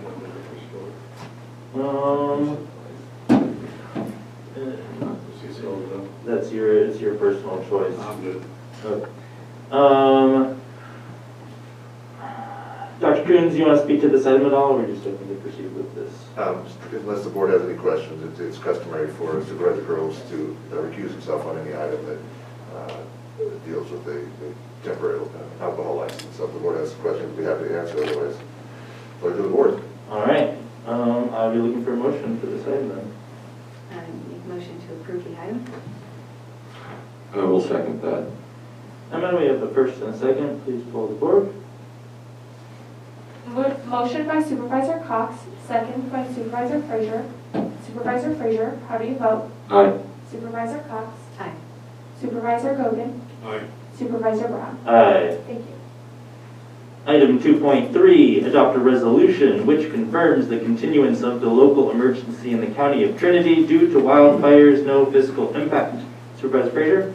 I have a question on this item where it says, whereas wildfires continue to burn in conditions described in the original proclamation attached as Exhibit A continue. I believe this is slightly out of date. I know we still have emergency issues with the aftermath of the wildfire, but I don't believe that we actually still have active wildfires in Trinity County. And you're referring to the part in the... Which? This would be resolution 2021 XXX. Okay. Ed Presley, are you on the line at all? Maybe. Good morning, Supervisor Brown. This is Liz Hamilton, Director of Health and Human Services and Office of Emergency Services. Ed is tending to our testing sites today. All right, were you able to hear Supervisor Frazier's question? Yes, I was, and noted, and that's a question that we've had and engaged in conversations with our state partners. And I know that on the agenda, the language was updated, so perhaps not in the attachment. That is correct, there's no current fire burning, but it does speak to what the state needs in order to continue all of our recovery update efforts. And so the language stands. Okay. Supervisor Frazier, do you have any additional questions or concerns? No. All right. The Director of Transportation, I'd like to add that there's certain contracted abilities that I have with the emergency being effective. If the emergency is canceled, I lose those abilities to do contracting on an emergency basis. Thank you, Rick. Unless there are any additional questions, I would look for a motion. I motion to approve. Second. I might have a first from Supervisor Cox and a second from Supervisor Gogan. Please pull the board. Supervisor Gogan, Aye. Supervisor Cox, Aye. Supervisor Groves, Aye. Supervisor Frazier, Aye. Supervisor Brown. Aye. Thank you. All right. We'll go into our public hearing, slightly delayed here at 10:30. Yes. We had a public comment. Oh, I apologize. Thank you, Supervisor Groves. If there's a member of the public on the Zoom that had a question regarding the internet, this is your time to speak. Can you guys hear me? Yes, we can. Okay. Thank you. I really appreciate you guys letting me speak.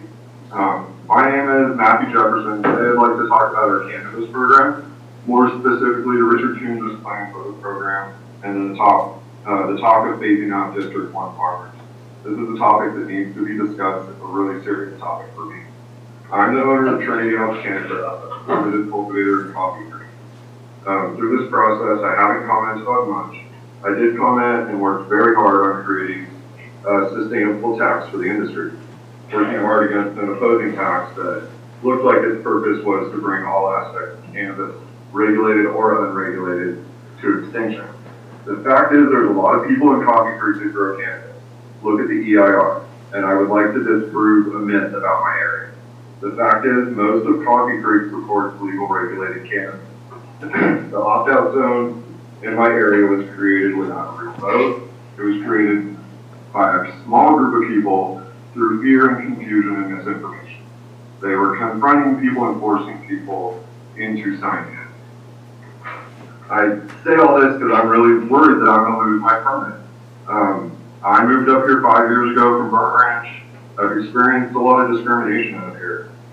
One unnamed member of the Coffee Creek Volunteer Fire Department told me if my house caught fire, they'd let it burn to the ground and they wouldn't do it. I'm constantly harassed by Planning Commissioner Mike McHugh in his helicopter. He flies within 50 feet of my home at excessively high speed, lands in dry brush fields in our valley, creating a huge fire danger. And yes, I have all this on videotape. We also own Spare Time Farm and Nursery. We sell veggie starts and produce to our community. We've been told that we're not allowed to be on the North Lake website as local business owners because we grow cannabis. We're just farmers.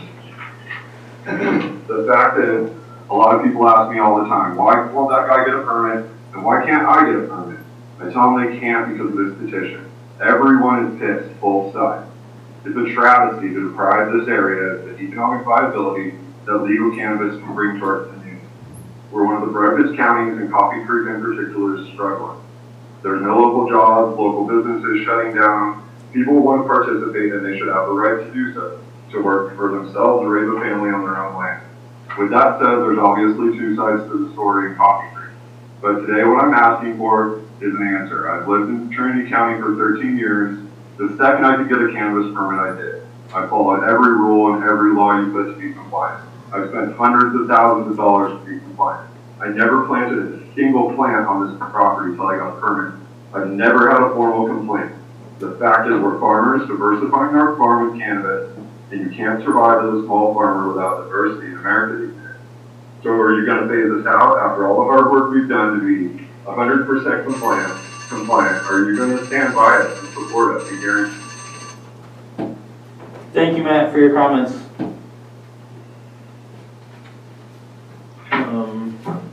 All right, now we will go into our public hearing.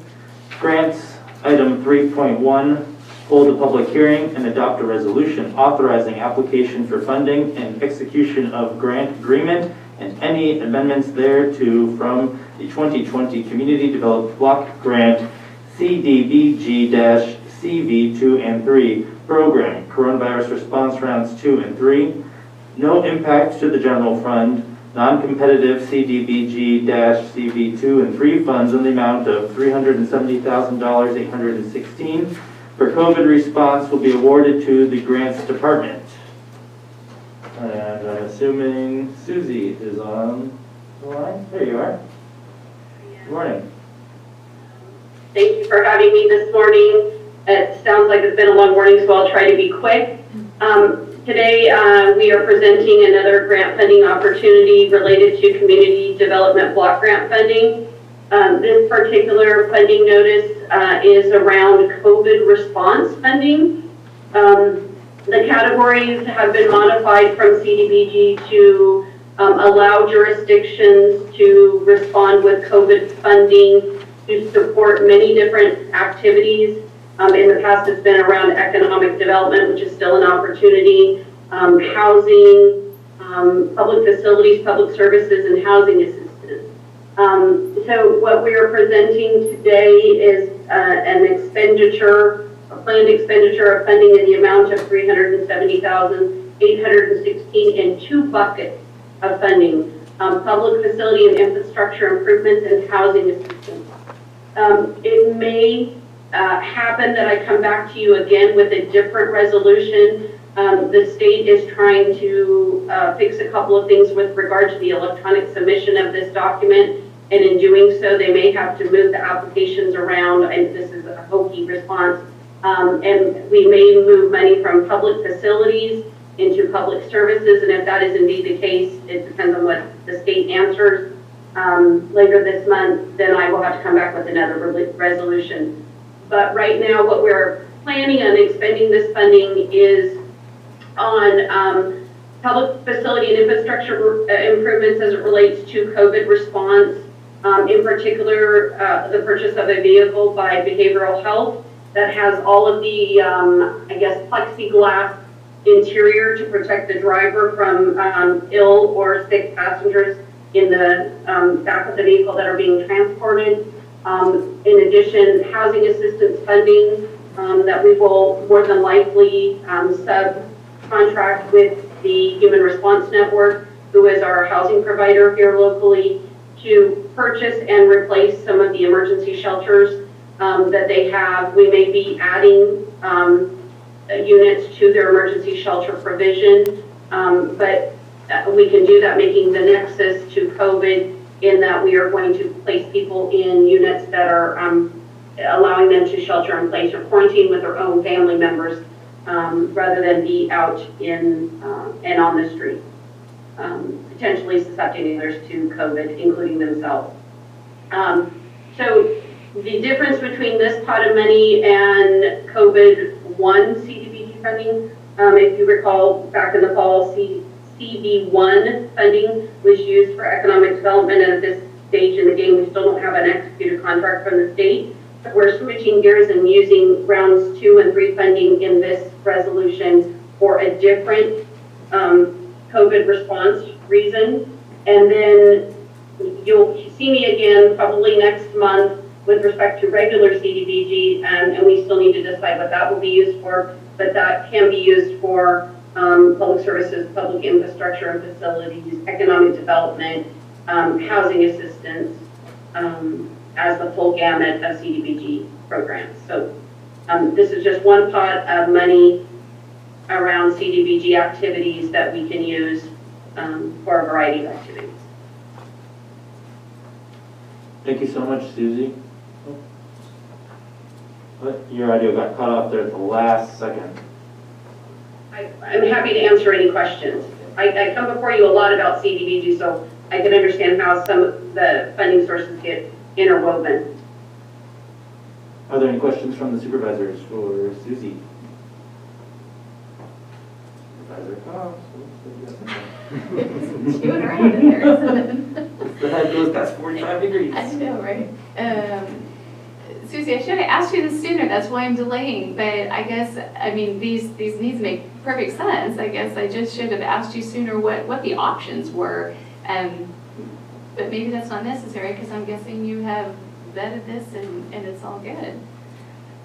Yeah, so, you know, the sad thing is that this money can be used for so many different things, but there has to be a really strict or tight nexus to COVID response. So I have run all of our scenarios past our CDBG program reps at the state level, and we drilled down to these as the best fit. They're going to be reviewing the application, and they're going to be the ones that are going to push a contract forward. Anytime that a reviewer has questions or wants things changed, we have to go back around for a public hearing and a new resolution, which takes a lot of time, and henceforth contracts get delayed. I mean, I submitted an application in September for economic development relief. Here we are in February. I still don't even have an award letter or a contract. So anything that I can do to speed things up, like contacting the state and running our potential needs by them and then picking the ones that are best fit for which pot of money, I'm going to rely on them because they're going to push it through on their end to make things happen fast. Yep, that's cool. And I knew your answer would make sense. Probably really good for the public to hear that from you, though. So thank you for that. My pleasure. Any additional questions? Seeing none, thank you for your time, Susie. Mr. Chair, I don't know if you opened that up to the public, but that was a public hearing. Oh. It needs to be opened up, then we need to bring it back to the. All right. Do we have any public comment on this item?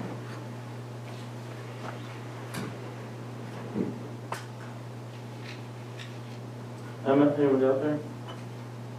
I am not seeing any movement on Zoom. Oh, okay. Is there any additional questions? I'd like for a motion.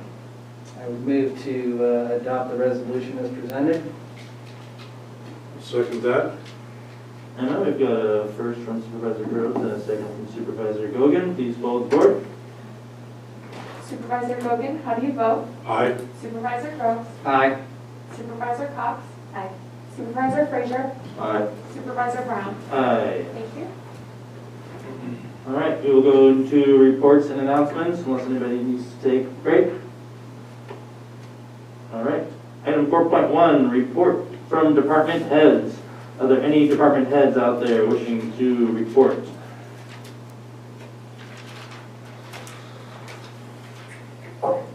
Good morning, this is Terry. Good morning, Terry. I just wanted to give you an update as far as where we are on implementing Measure G that was approved by the voters for the cannabis cultivation tax. One of the first pieces of that would be there's a bond requirement for cultivators, and so just want to make you aware that we did send out notifications to the cultivators that would be subject to this. So we sent that out, and so we've got that piece of this portion going. So just wanted to make you aware. Thank you very much.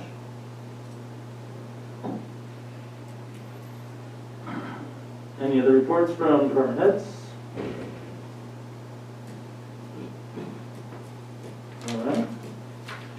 Seeing none, we will move on to 4.12, report from County Administrative Officer, Dr. Jones. Yeah, thank you, Chairman Brown. Just a couple housekeeping. One, I want to thank Emma for making this almost seamless. This is her maiden run, and she's doing a wonderful job. So we'll only get better from here, but been very pleased with the results and the work she's put in and understanding the complex system very, very quickly. So thank Emma. And there's one other, I got a note from Marcy that the state dashboard regarding vaccinations is grossly incorrect. We've administered, public health has administered 240 doses. The hospitals administered 262 for a grand total of 502 vaccinations have been administered in Trinity County so far. So that's all I have to report. Thank you, Dr. Coons. Mr. Coons, do we have the date, the rescheduled date? for the mass sticking that was relayed because of the We snow. do, and I don't have it in front of me, let me see, got something from Liz earlier today. Yes, we do, we're going from a drive-through to a walk-in, and we're going to merge our system with the state, because they have the My Turn or something like that, with the state for this, and they're working on that to merge those two programs so we can expedite it. And Liz has the dates, I'm sorry I do not have them, but I can get them to you. Okay, just for anybody watching, it is on the website. So if you have questions, go ahead and go there. Yes. Dr. Beard, there have been some questions about people who go online to register and it seems to open and then closed. I'm guessing that's just due to availability and they just continue to check back? Yeah, to continue to check, and what I was told is because we're doing so well and we're moving down the color chart, we become less and less of a priority to the state, where the purples are getting the dosage quicker than we are. So we're doing a wonderful job in social distancing, masking, and protecting ourselves, so therefore we are last. So, but our team is working real hard to keep those coming in. About 100 a week, I think, is what we're getting. Any additional questions for Dr. Coons? All right. Hearing none, we'll move on to 3, report from members of the Board of Supervisors. Let's start from the left and work our way down. Supervisor Groves. Okay, I have two things to report. I had a NORTEC meeting for the first time and replacing John Finley, who is highly respected on that board, so I have big shoes to fill there. NORTEC is an organization that works on helping people into the job stream.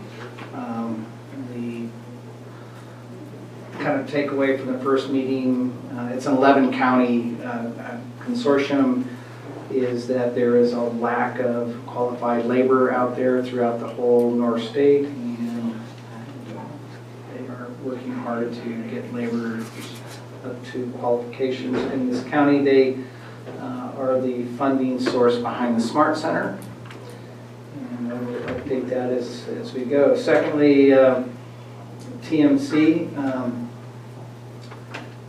As you know, there's a little controversy in the paper, but Liam and I had met, had a really good meeting, at least that's my view from my side, and so I've asked Liam to get on to the workshop groups that the Trinity County's been very lacking in presence there on the TMC, which is a really valuable asset to have Liam working in that kind of at the ground level of what goes on with TMC, and that the refinement process, I've given him the data on the refinements process, and that continues to go on. They're now estimating that it will be the year before refinement process is finished.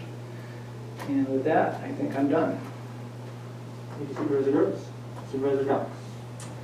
I did have my first PSA 2 meeting and came to learn that this is a funding source that's really important. Currently, it's only being utilized by the Roderick Center in Hayfork.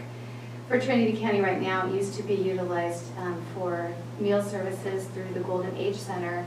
And so I'm looking for options to re-implement that into the Weaverville community. They typically will fund through a nonprofit agency, so I checked with HRN and they just don't have the staff available to be able to handle what that would require right now. So looking to continue some conversations with some folks there and see what can be done. I have an upcoming meeting with Regional Forester Randy Moore on Thursday. Looking forward to meeting him and having some conversations there. And then I'm just really pleased that for our first town hall for District 2, we had 26 people show up online for the Zoom meeting. So the next one is this coming Monday. The Zoom link now, instead of having to hope that I have your email address and can send that out, you can just go to the website. It's just JillCoxTrinity2.com, and the link is there. So I hope to see District 2 folks show up on Monday at 7. Thank you. Supervisor Gogan. I have nothing yet. I have a meeting coming up with Aaron Rodgers next week for the NorCal EMT. I concur with Keith, we had a great meeting about the TMC. I think that we both found some common ground on a few things there. Definitely was a benefit to both of us. So we'll be moving forward with that, although we still have some differences of opinion. But I think we can work forward together with things, setting aside our differences. We're always going to have some. So we should be good with that. And it looks like we have a meeting with PSA 2 coming up soon. Yeah, we didn't, it just happened with that one. Okay. That would be it for me. All right, thank you, Supervisor Gogan. And Supervisor Frazier. All right, I had a couple of other meetings since our last Board of Supervisors meeting. I attended the North Coast Unified Air Quality Management District meeting on the 21st. Kind of a housekeeping meeting. The one item that was up was a request for proposals for an audit, and all bids were rejected, so that went back out. Only other issues were setting the calendar for 2021, and there will possibly be a meeting in Weaverville that will be discussed if and when we get to meet in person. So that's subject to change. Then also, I have attended the Colusa Glen Trinity CAP meeting. We elected officers, Sherry White from Trinity County is the vice chair. Our local chair is Liz Hamilton. Then we also had 2 new appointments to the board from Trinity County. In category 2 was Linda Wright and Jan Saxon in category 3. And in that meeting we also set the CGT CAP calendar for 2021. And I think that's all I have to report. Thank you, Supervisor Frazier. I have no out-of-county travel and nothing new to report. I am happy to hear that Supervisor Groves and Gogan, you guys got together and discussed the TMC dilemma and all of that. As the Trinity River does flow through District 4 dramatically, let's just say. The river is incredibly important to me and was one of the reasons why I became a supervisor. And I both respect your seniority and experience in these fields that I have no experience in, so I'm really excited to see you two working together for the sake of the river and the county. So thank you for reporting back on that. And we will now go into county matters. Why don't we go ahead and take a 10-minute break and return at 11:05 for county matters. Thank you. Mics and camera are muted. How do we do that thing? There's a chance I'm gonna get those phone calls. Wait, what is I don't that? know, it's a ceiling. You want me to adjourn, or you want me to just pass the It phone? shows, I can put on camera. I know.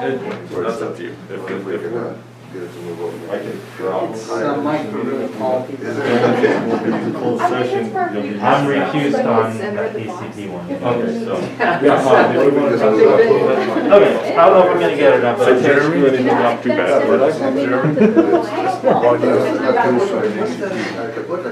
because they sued me.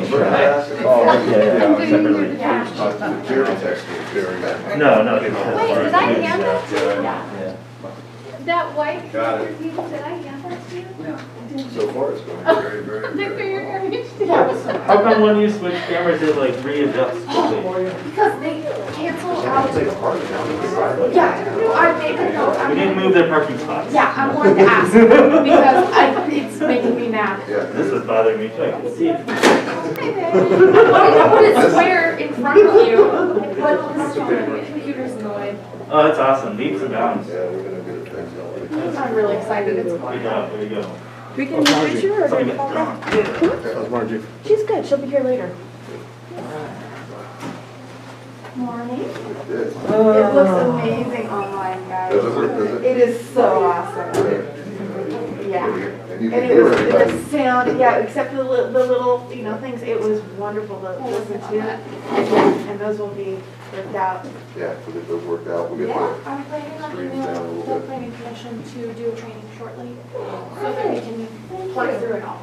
What kind of training, Brown Act or just, ethics, just the whole, Just all so the they fun can, stuff? just so they can get used to the new Zoom room. Oh, the Zoom room, okay. Yeah. Margaret, We can do all the rest other of that stuff. too, but Yeah, we'll let Margaret. We're still gonna have to use, after all this fancy stuff, we're still gonna have to use that clunky old bridge for a closed session, probably not. okay, Yeah. so you can do a telephone through here, but we don't have it set up.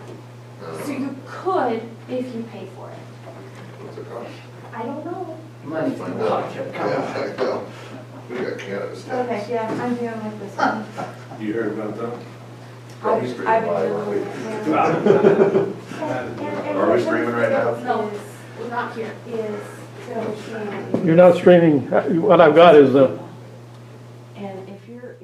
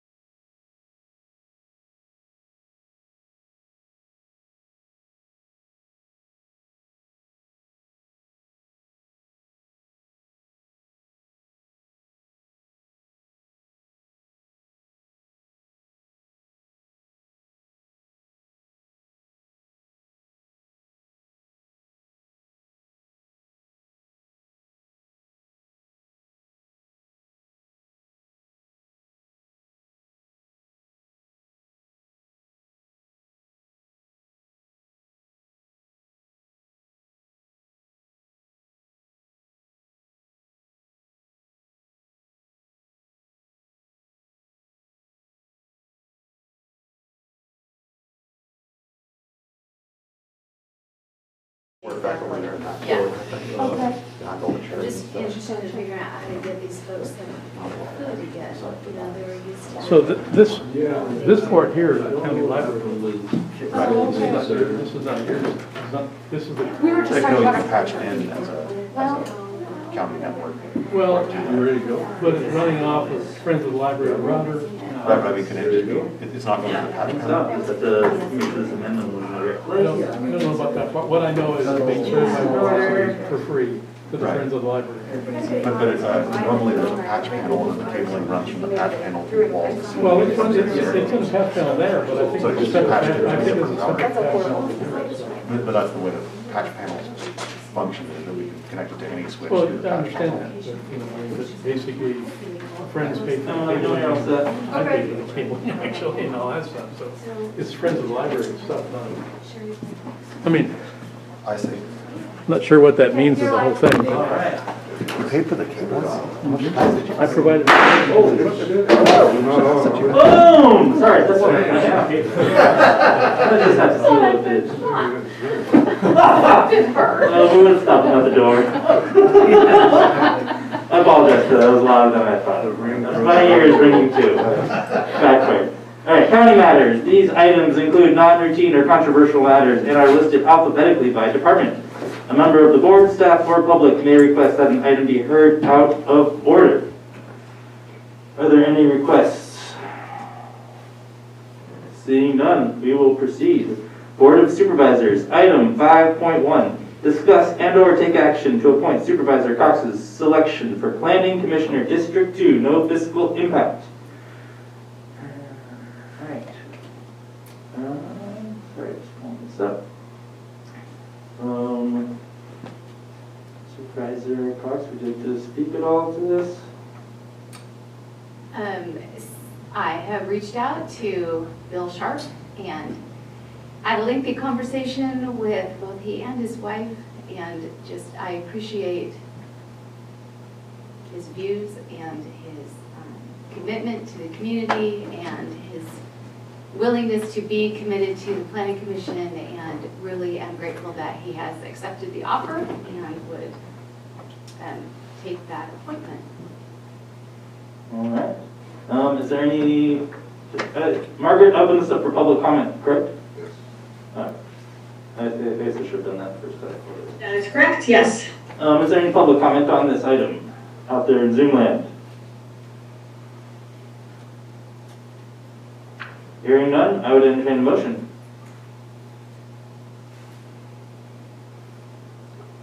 Do I make my own motion? You can, yeah. Okay. Yes, you do, that Okay. that's the edited is. Okay, perfect. Yes, I would move to approve having Bill Sharp appointed to the District 2 position for Planning Commission.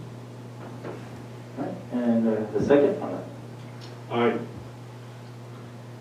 We've got a first from Supervisor Cox and a second from Supervisor Gogan. Please poll the board. Supervisor Gogan, how do you vote? Aye. Supervisor Cox? Aye. Supervisor Groves? Aye. Supervisor Frazier? Aye. Supervisor Brown? Aye. Thank you. All right.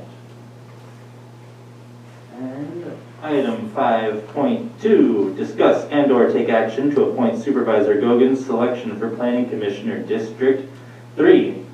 Supervisor Gogan, would you like to comment on this a little? Yeah, I would. I've been talking with Diana over the last several months about her willingness to stay on or not stay on as Planning Commissioner for District 3. And it is her intent to me and the board here, or the staff anyways, that she would like to stay on. And her letter says, it is my intention to remain as commissioner until Supervisor Gogan finds a name and names a replacement. I'm prepared to remain for an extended period of time and expect this commitment to last for at least the next year, if not longer. Speaking with the people of my district, they are generally happy with Diana. Her commitment is great. I certainly like to see her stay, and am thrilled that she's going to. She's done a great job, and she certainly has the voice of my district in her mind. So I will stay with her. All right, thank you. Do you have any public comment? Seeing none, I would entertain a motion. I would put that motion forward. And a second. I'll second. We've got a first from Supervisor Gogan and a second from Supervisor Groves. Please poll the board. Supervisor Groves? Aye. Have you, thank you. Supervisor Gogan? Aye. Supervisor Cox? Aye. Supervisor Frazier? Aye. Supervisor Brown? Aye. Thank you. All right, well, congratulations to the commissioners, new and resuming. Next, we'll go to Clerk of the Board, item 5.3. Appoint County Administrative Officer to the Redwood Coast Connect Consortium and receive a presentation from Executive Director of Initiatives, Connie Stewart, regarding the Digital 299 project. No fiscal impact. Dr. Coons, I'll pass this off to you. Thank you, Chair Brown, members of the board. This was initiated, I believe, at the last meeting when I was asked to bring forward some information on the Digital 299 project. And with that, what we realized at the time was that the outgoing supervisor, Morris, that left a vacancy in that committee. Talking with Connie, she said many of the CAOs around the state sit on that committee and recommended that I be appointed to that. So we're presenting the board, it's the board's pleasure that I will be appointed to that seat. And then further speaking with Connie, I thought rather than me just repeating what she knows, I'll invite her, because she is the regional expert, to address the board and answer any questions regarding the Digital 299 project. So I can turn it back over to the board at your pleasure if you want to listen to her first, public comment, and then possibly make an appointment or whatever. I think that'd be great to have her speak first, so then a lot of questions might be answered from that. Wonderful. I believe she should be online. There she is. Wonderful. Connie, the floor is yours. Members of the Board of Supervisors, I'm Connie Stewart. Can you hear me? Yes. We can hear you just fine. If you don't mind, I'll share my screen. If you could give me permission. One moment, please. Thanks. Should be ready now. Thank you. Let's see, let me make sure I get the right screen. Here we go. Hopefully you are now looking at my PowerPoint presentation. Yes. There I can see it. Thank you. Thank you so much for having me. Let me give you a quick background on me since I don't know all of you. I'm the former mayor of the city of Arcata, and I was on the council for 8 years. And where I really got to know Trinity County well was when I was senior field rep for Assemblymember Patty Berg. I worked on the transfer for Trinity Hospital from the district to the public utility district. So I was back and forth to Trinity a lot. In 2009, I became executive director of the California Center for Rural Policy. And we worked very closely on broadband issues, and I also took over as the host of the Redwood Coast Connect Consortia, which was created in 2006, the first multi-county CDBG grant was Humboldt and Trinity County getting together to work on trying to get broadband across 299. And so that was really the first project that led to the creation of Redwood Coast Connect. We've been working on 299 since 2009, and I'll talk more about that.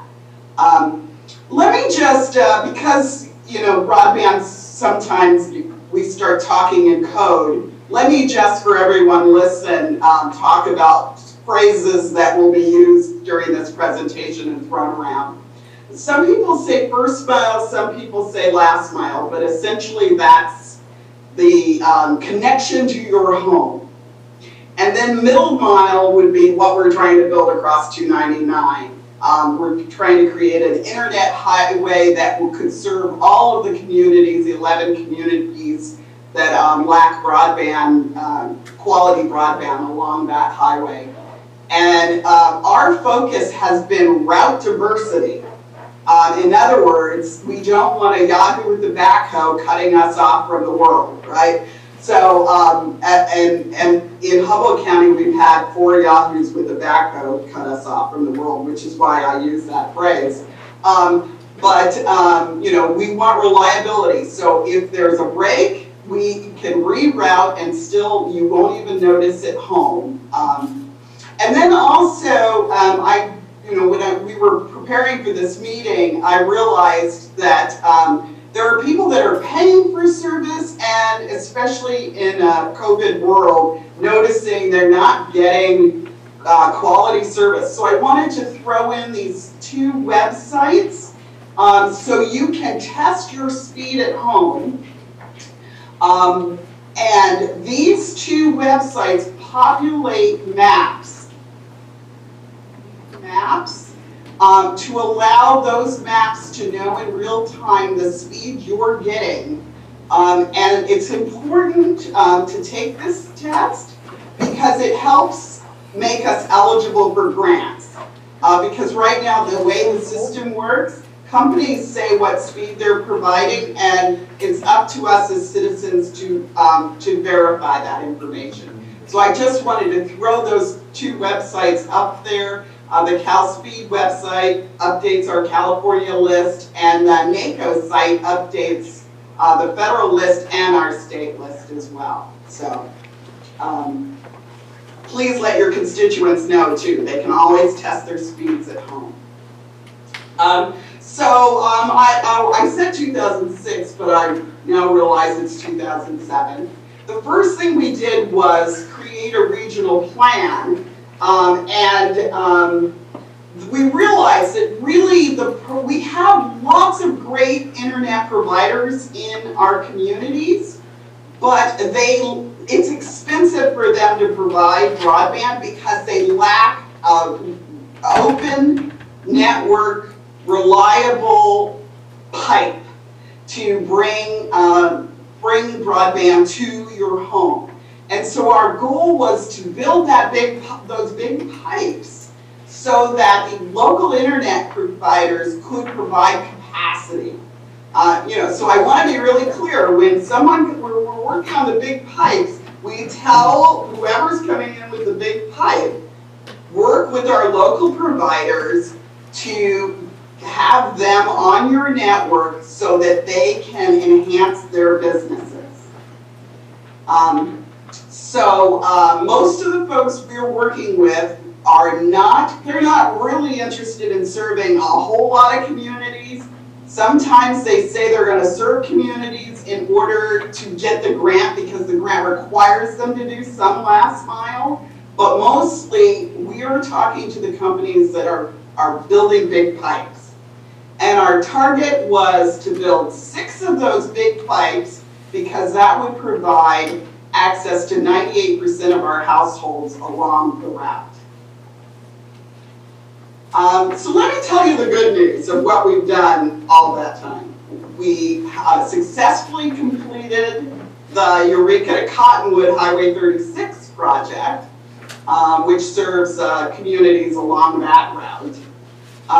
Recently fully funded a project the Karuk and Yurok tribes are working on that would provide middle mile in Humboldt County from Orleans to Humboldt Bay.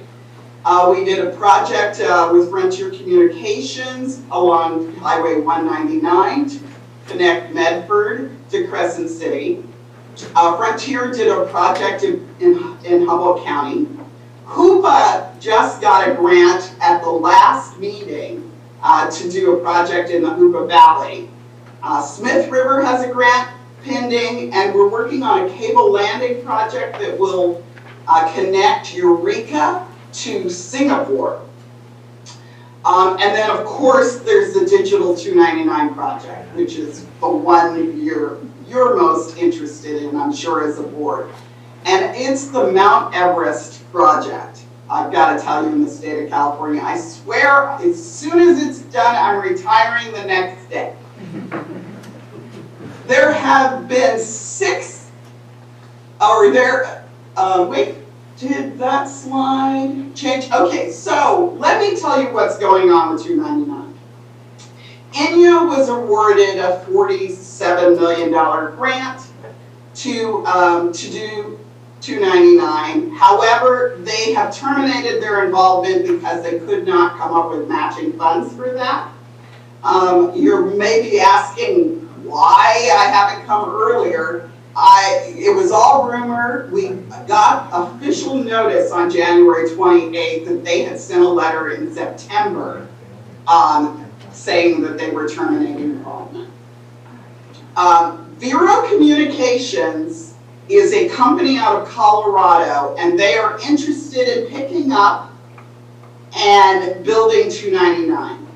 And they're not ready to talk. Right now they're meeting with providers along that route, and they're designing that route. And but please invite us back, and we'll have Vero come and do a presentation on their plans. This is our 7th attempt along 299, and I think the 7th time is going to be the charm, I'm hoping. So we'll have more to say about the plan forward, probably March and April.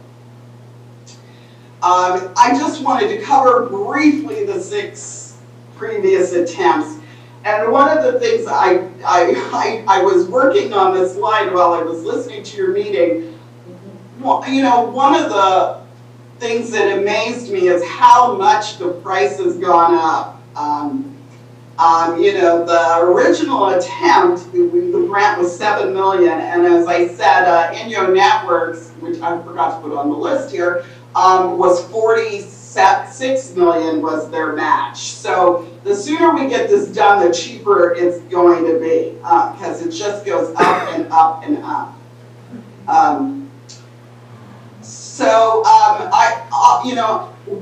I told you the success we have, and we currently have other grants. One that you're going to be very interested in, which is Frontier Communications' desire to build between Weaverville and Mad River. And we should know by the end of March whether these grants are going to happen. So we're working throughout the region with existing providers. These are all Frontier Communication projects.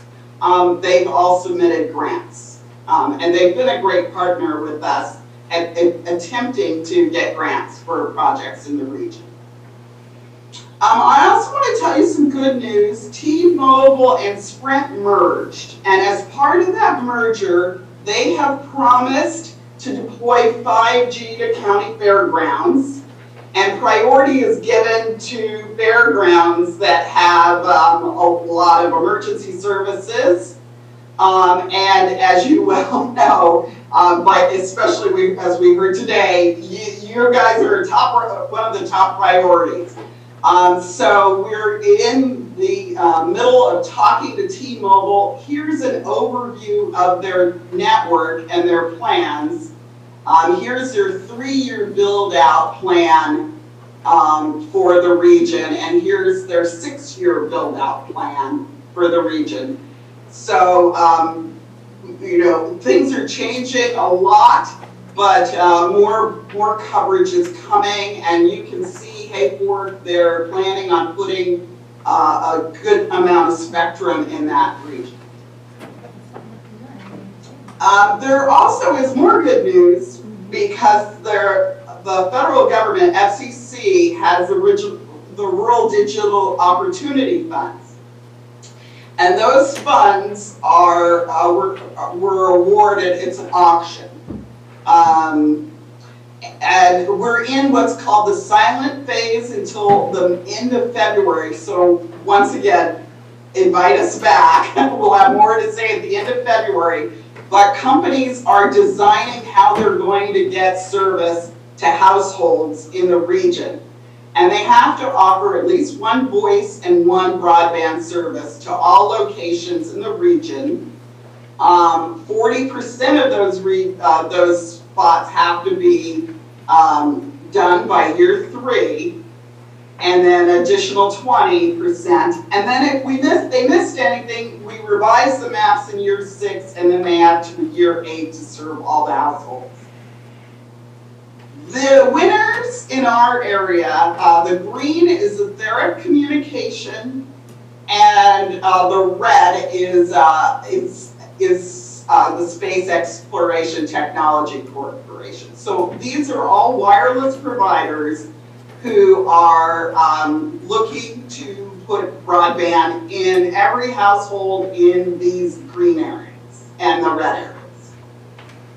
So, like I said, they're in the silent phase now. They've reached out to us just to say hi, but they're not allowed to tell us how they plan to serve our region until after February. They're in the research phase. The other, as you well know, Velocity Community letter on January 15th with the Public Utilities Commission saying that they had intent to deploy more broadband in Trinity and in Humboldt County.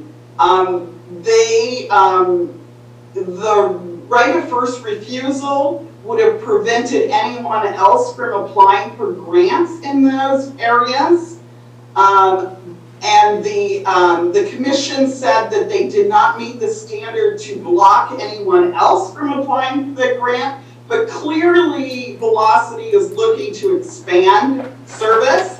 And so you all know them well. You might want to invite them to a meeting to tell you how they're planning on doing that. But you know, clearly they've indicated to the CPUC that they wish to expand their footprint. And then I also wanted to tell you there's a lot of movement in the legislature. No broadband bills got out last year, but we already have many that have been introduced. Oh, I shouldn't have put that. I shouldn't have put that I'm opposed, but I am right now. 14, and I'm happy. I won't bore you with that today. But I'm hoping that changes will be made to that bill and I can support it. But I just wanted to share with you some of the bills, and I realize now as I'm looking at this list, I missed one that I do like, and it's SB 4. So stay tuned. I'll probably be coming back to the board to ask you to take positions in the future.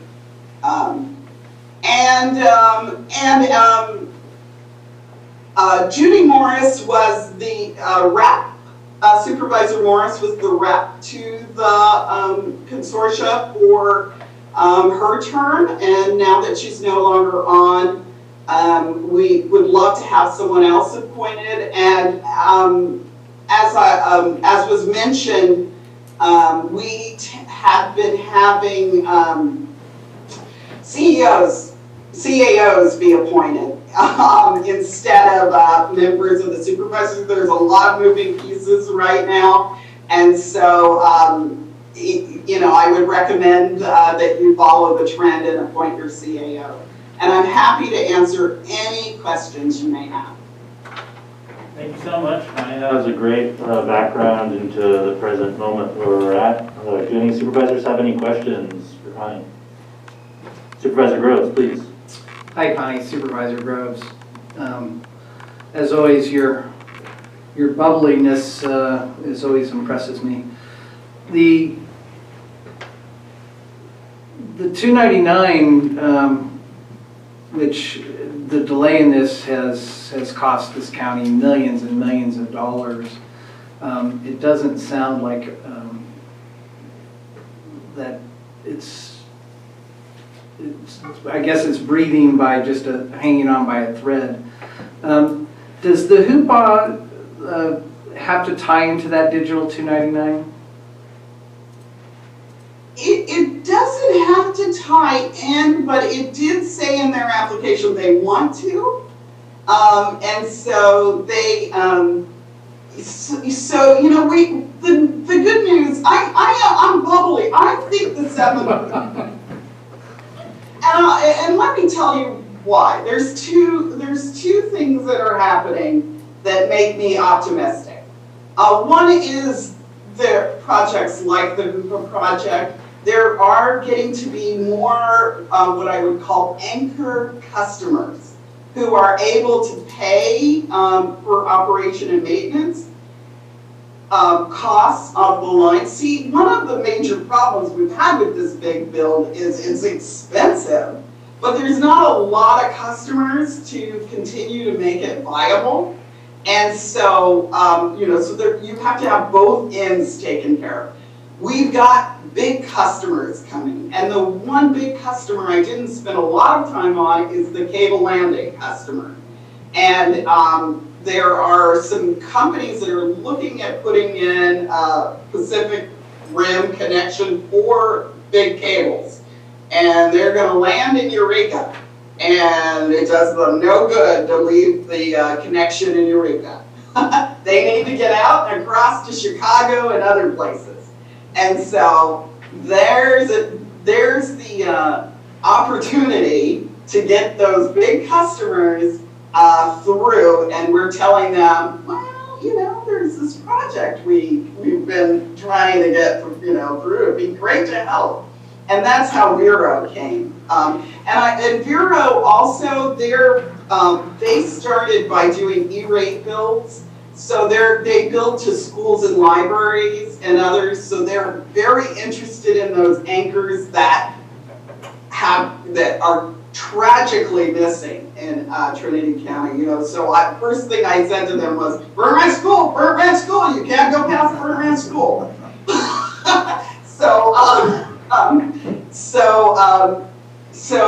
So anyway, they're talking to me. We provided them a list, and I'm looking forward to working with staff because I want to make sure I have a full list of all the anchors. The list the state provides is a little out of date. So any building in Trinity County along that corridor that you want to connect to, we need to provide them that information. So anyway, that's part of the reason I'm bubbly. Do I wish all those other 6 attempts had worked? Yes, but lucky number 7. So to follow up, I know that INYO was working on the environmental document, and I was told someplace that they had finished that document. Is that true, and is that what's going to be relayed on to the new company? Well, they have not finished the document, but they got pretty far, and the new company is hiring the same environmental folks. So they're hoping to pick up right where INYO left off.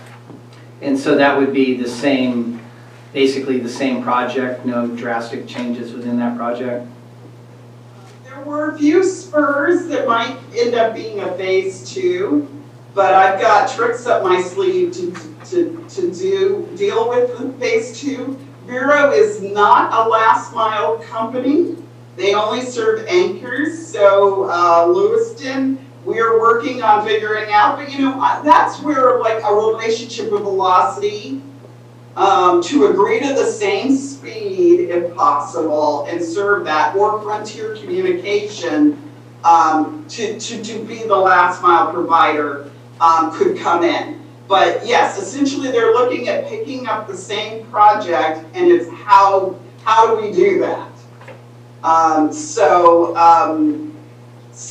I realized I just opened a can of worms. That's why my phone number was the last slide. But we are saying to them, yes, we'd like to see the same project if at all possible. They are not indicating right now that they want to make any changes to the route. The changes that would occur are permitted, caused by permit, not necessarily caused by them.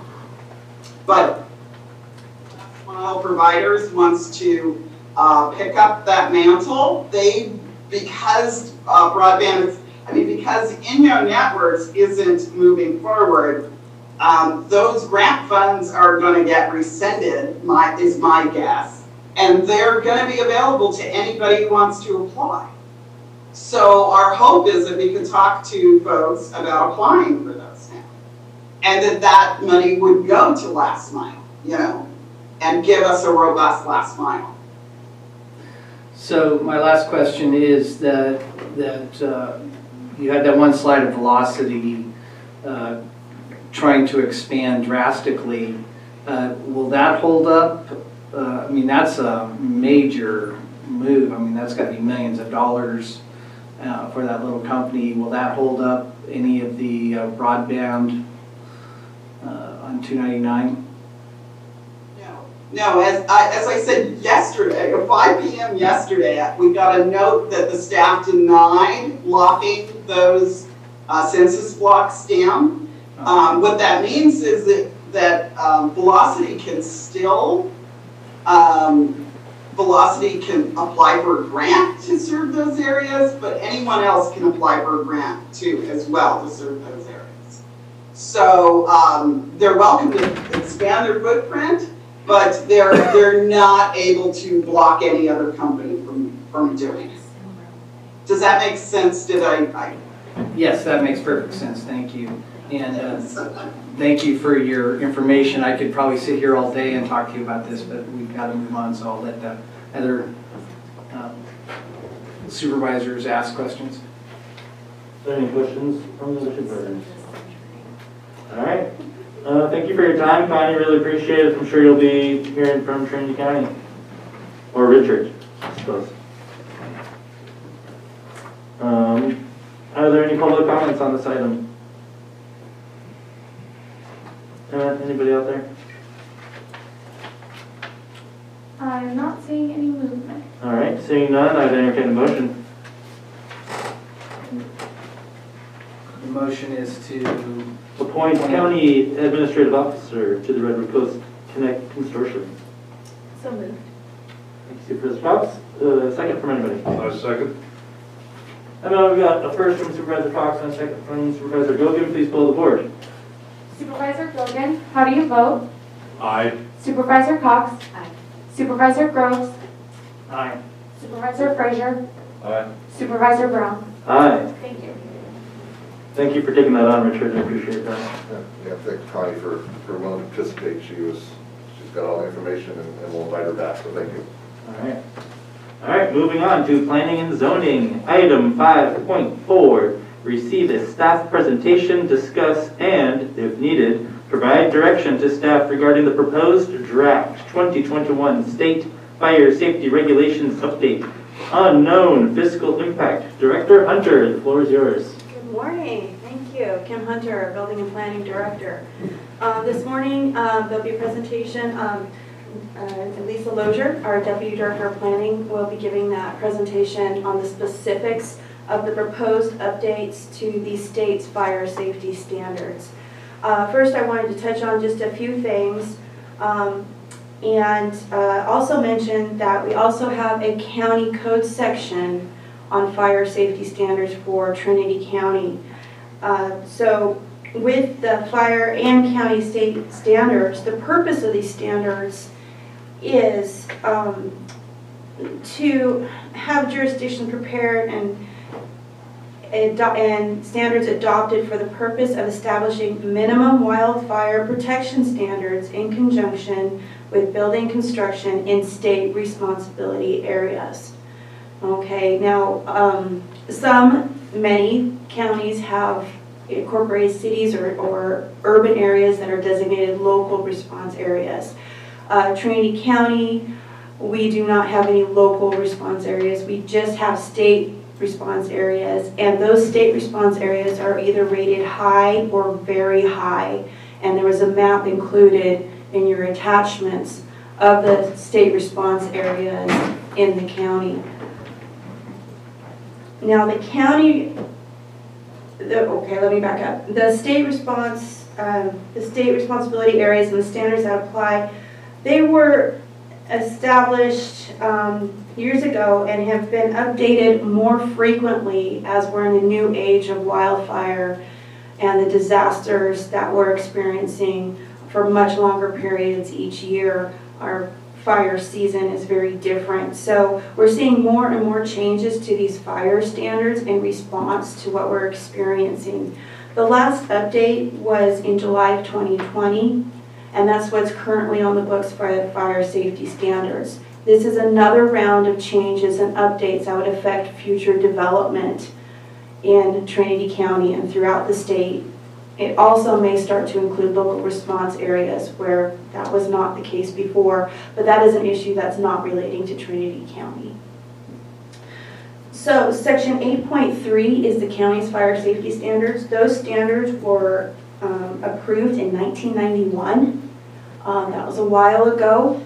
And so I just really wanted to touch on how this works when we have fire standards that are outdated, that need to be in compliance with the state requirements.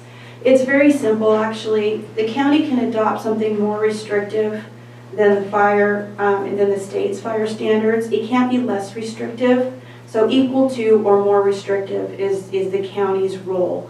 And in this case, since our standards the county standards are now considered out of compliance with the state standards, even with the standards that were adopted in 2020, then if there's an inconsistency that comes up with a project, a building permit, or some type of project, then county staff will go to the state standards. So the most restrictive.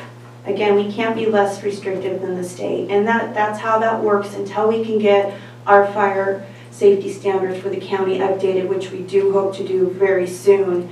And should these new, or when these new amendments to the state standards are completed, I think that should be bumped up on the top of our priority list to get our county standards up to that point as well. So just wanted to explain that real quick. Unless there's any questions for me, I'm going to hand it over to Deputy Director Lozier. I do have one question. Regarding the state response area and local response area, we were just, in one of our earlier presentations, we heard about another issue that we have in South County, which is the federal response area.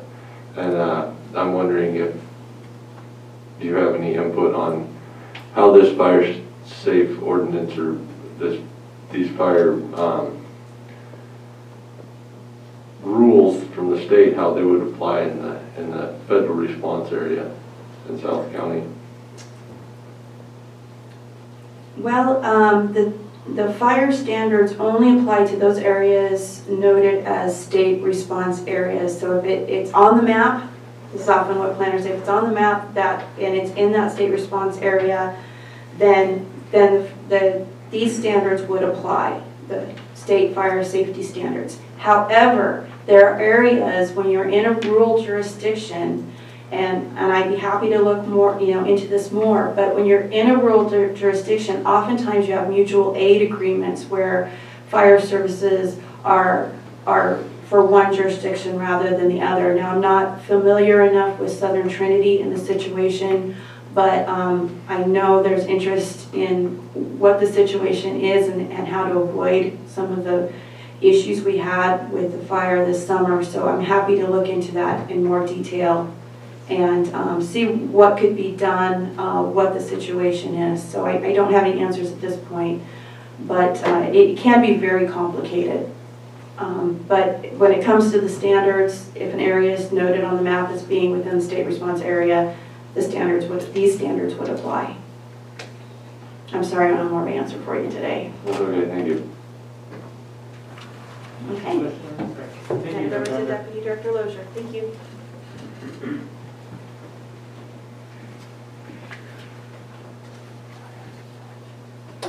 Good morning, Mr. Chairman and members of the board. My name is Lisa Lozier. I'm Deputy Director of Planning for Trinity County. And we're going to talk about Board of Forestry, the California Board of Forestry, and the updates that they're currently working on. As Director Hunter pointed out, over probably the last 3 or 4 years, there's been several rounds of updates trying to catch up regulations to help with the more significant fires that we've had over the years. And the last of those being adopted in July 28 of 2020. which is currently the regulations that we are holding to for our development. The update that they're working on now is what I can say best about it. You know, I've been just kind of on the periphery of listening to the webinars and listening to the conversations and what the interest is in developing. And a lot of where they want to go is simplifying the regulations so they're easier to understand. So one of the things that I've appreciated as what we're going through is Title 14 of the California Code of Regulations. And you know, in your packet there was a PowerPoint presentation that had a lot of really good information about what we're talking about for Articles 1 through 5. And you know, they've done a good job of clarifying what the regulations are. They've added a lot of definitions and clarified those definitions to make it easier to understand what they're talking about. So you can hand the regulations to any lay person and it wouldn't be overly complicated for them to understand, which I think is really important for the public to be able to have access to information, not be totally reliant on the state or their local jurisdiction to have an understanding. That's really important. So we can all be speaking the same language when we're talking about development. So a lot of the regulations, you know, some of it is just clarification, some of it is simplification. But there's a couple of areas that are, we're going to see some pretty significant impacts for rural counties, and particularly for counties like Trinity, where it is, you know, topography is a significant issue. And fighting fires in counties like Trinity is a significant issue. So where we're going to see a lot of regulations are going to be on emergency access and egress from parcels. That is going to primarily affect new parcel maps, new subdivision maps. It will impact new development on parcels when you're increasing density. So, you know, as you're adding maybe a significant number of new buildings, they haven't really given us any kind of what a percentage would look like or what they're going to consider additions or what we'll really look at for increase in intensity. But that will, you know, I'm looking forward to seeing what they come up with in the final draft as to how that's going to be defined, because the new regulations will apply to greater density development and new development as far as subdivisions and creating parcels. So I'm going to try to not go into really great detail on the changes that they've made, because the strike-through ordinance that was in your packet is not complete. You know, that is not the final draft. You know, they're still working on information for particularly for Article 4 and 5, which is emergency water standards and fuel modification standards. The last webinar that I listened to was on January 27th. So, you know, we're still kind of in the thick of working through what all of these procedures are going to be. The good news, and these were concerns that were brought up in some of the earlier meetings in November and December, is that the new regulations are not going to be retroactive. So for subdivisions that were created prior to 1991 or parcels that are already developed would not need to retrofit or reactively meet the new standards.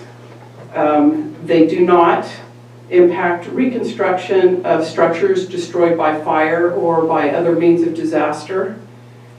And there's one other one. And there was a suggestion that they would not actually apply to accessory dwelling units, ADUs. I'm waiting to see what the final ordinance speaks to on that. On new structures, new development, that is an increase in density would be required to meet updated standards.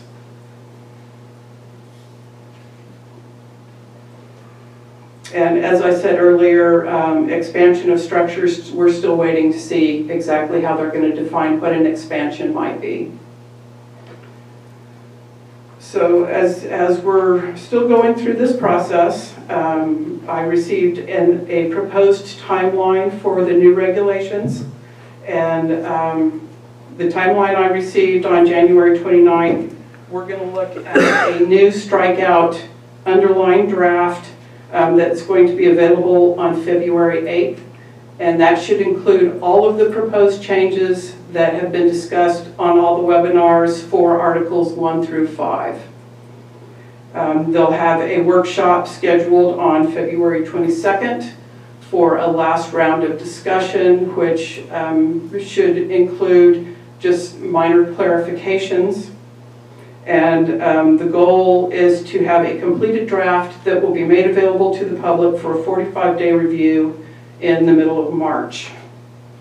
And then ultimately after that, it would go back to the Board of Forestry for discussion and through their approval process. And also, as Director Hunter had alluded to before, the changes that are coming through for this new ordinance will definitely require that we make some changes, not only to the county code, which Director Hunter was discussing as outdated, but also will impact our general plan update, safety element, transportation element, open space and land use, and last to that is going to be the Trinity County zoning code. And one thing that this ordinance does allow is it allows for local jurisdictions, if you wish to be more restrictive than what the state allows, then you can write that into your code and you can include that in your county ordinance. And they do also allow for, in regard to exceptions, one of the things that seems to create a lot of confusion for people is previously the 30-foot setback was applied to parcels larger than an acre. In the last go-round, that was taken out, and the 30-foot setback is applicable to all parcels, whether it's less than an acre or greater than an acre. And then, if you're not meeting that, you would need to discuss that with your local fire, whoever is doing, for the Board of Forestry. Kyle Johnson is the gentleman that we deal with currently through planning and building, and you would need to request an exception for reduced setback. So there is language in the new code that is going to allow local jurisdictions to come up with what they feel is going to be an appropriate, what standards would meet an appropriate setback or appropriate standard, whether that is going to be some kind of clearing, whether that is going to be equivalent to a building standard or construction type, but local jurisdictions will be able to have a say in how that actually works. So it gives the ability to have a little bit more tailored effect to the county, which is nice. So it isn't always where you're going to be looking at some kind of urban standard that is expected to work for rural areas as well. So in that regard, it's nice to see that there's a little bit more local control or the opportunity for local jurisdictions to get more involved. And on that, as I said earlier, I hate to get really detailed because what we're looking at here is not the final version. I would be pleased once we get to that point where we have a final version and could be a little bit, give a little bit more specific information on how some of these items roll out, particularly with the fuel modification standards, because that will impact how development works, emergency water standards, those types of things that are going to affect building and construction. I would be pleased to bring those items to you in the future. And I think at that point, that concludes my presentation, which I'm sorry to say was not as exciting as Ms. Connie Stewart's. But I would be glad to answer questions. Thank you, Lisa. Supervisors, do you have any technical questions without delving into the details too much? Oh, please go ahead, Supervisor Gross. Without delving into the details? Too much. Too much? Well, I find you bubbly also, so. Well, thank you very much. Just made my day.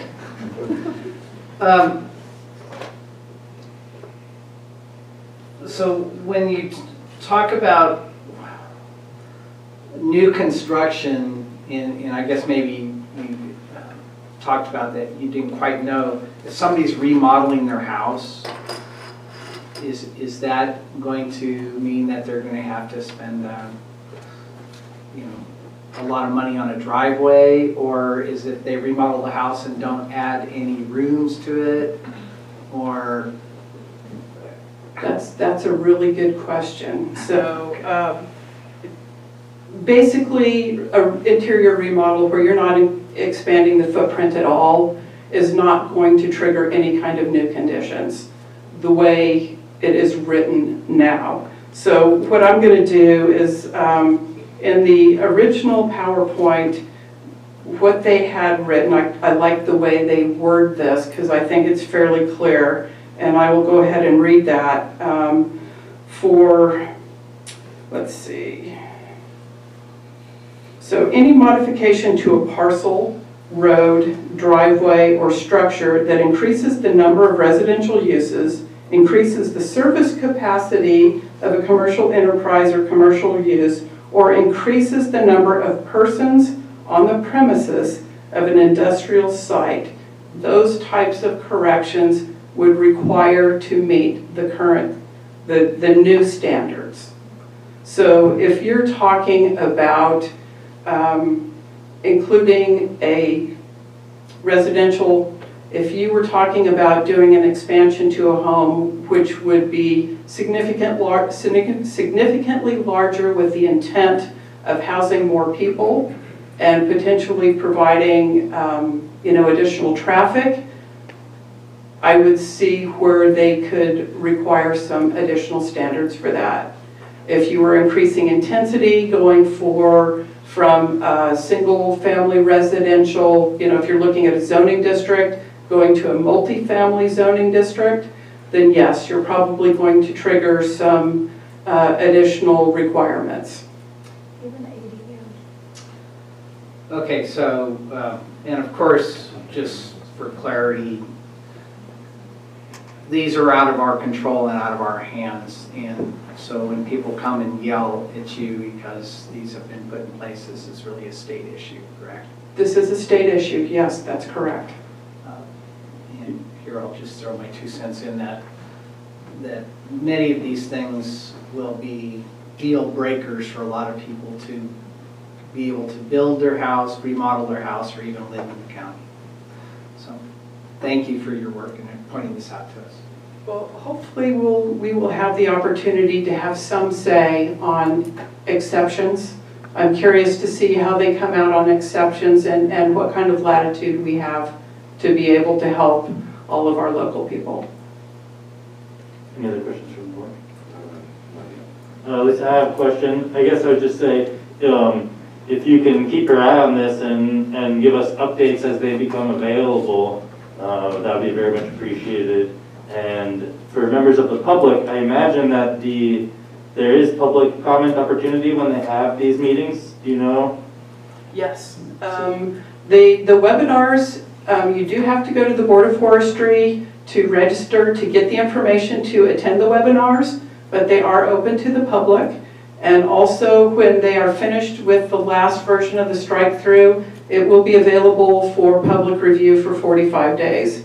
And I would be glad to provide links to where that document is located and where people would be able to provide comments if they choose to do so. Okay, and yeah, I would encourage members of the public that have concerns for personal reasons or for countywide reasons to join in on those meetings and make public comment. Often there's zero public comment at many of the statewide committee meetings when there are important issues. I'm quite surprised no members of the public have chimed in on some of these issues, so it's a good starting ground opportunity for anyone who wants to get involved, in my opinion.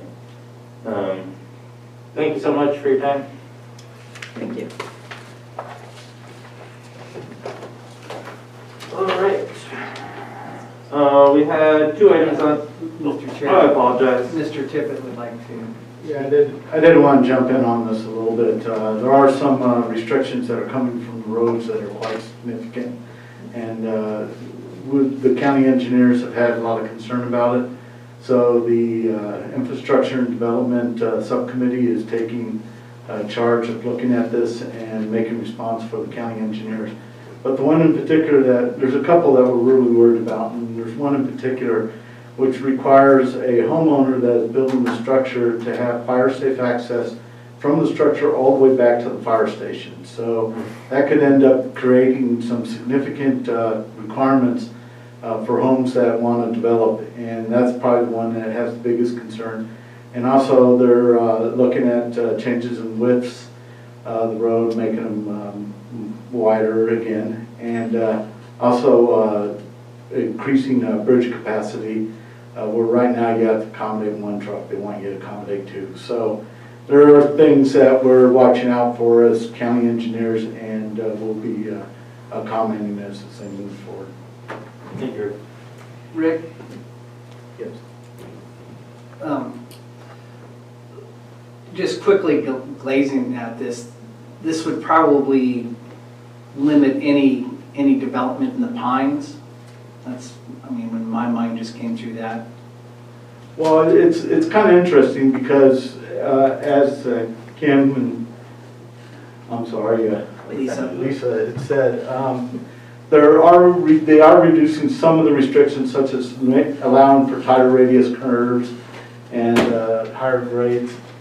So it might potentially allow some of the pines, but there are other parts of the pines that could potentially cause problems with, I can't name specific roads right now, but it always has the potential everywhere in the county, particularly people that are living off of private driveways that go up the hill where it splits off a couple times, which are things that we have predominantly around Weaverville and back up in Indian Creek and those areas.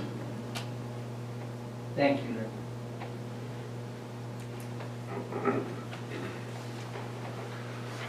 All right. And did I already ask for public comment on that item? I believe I did. It's a presentation. Oh. All right, then moving on to probation and collections.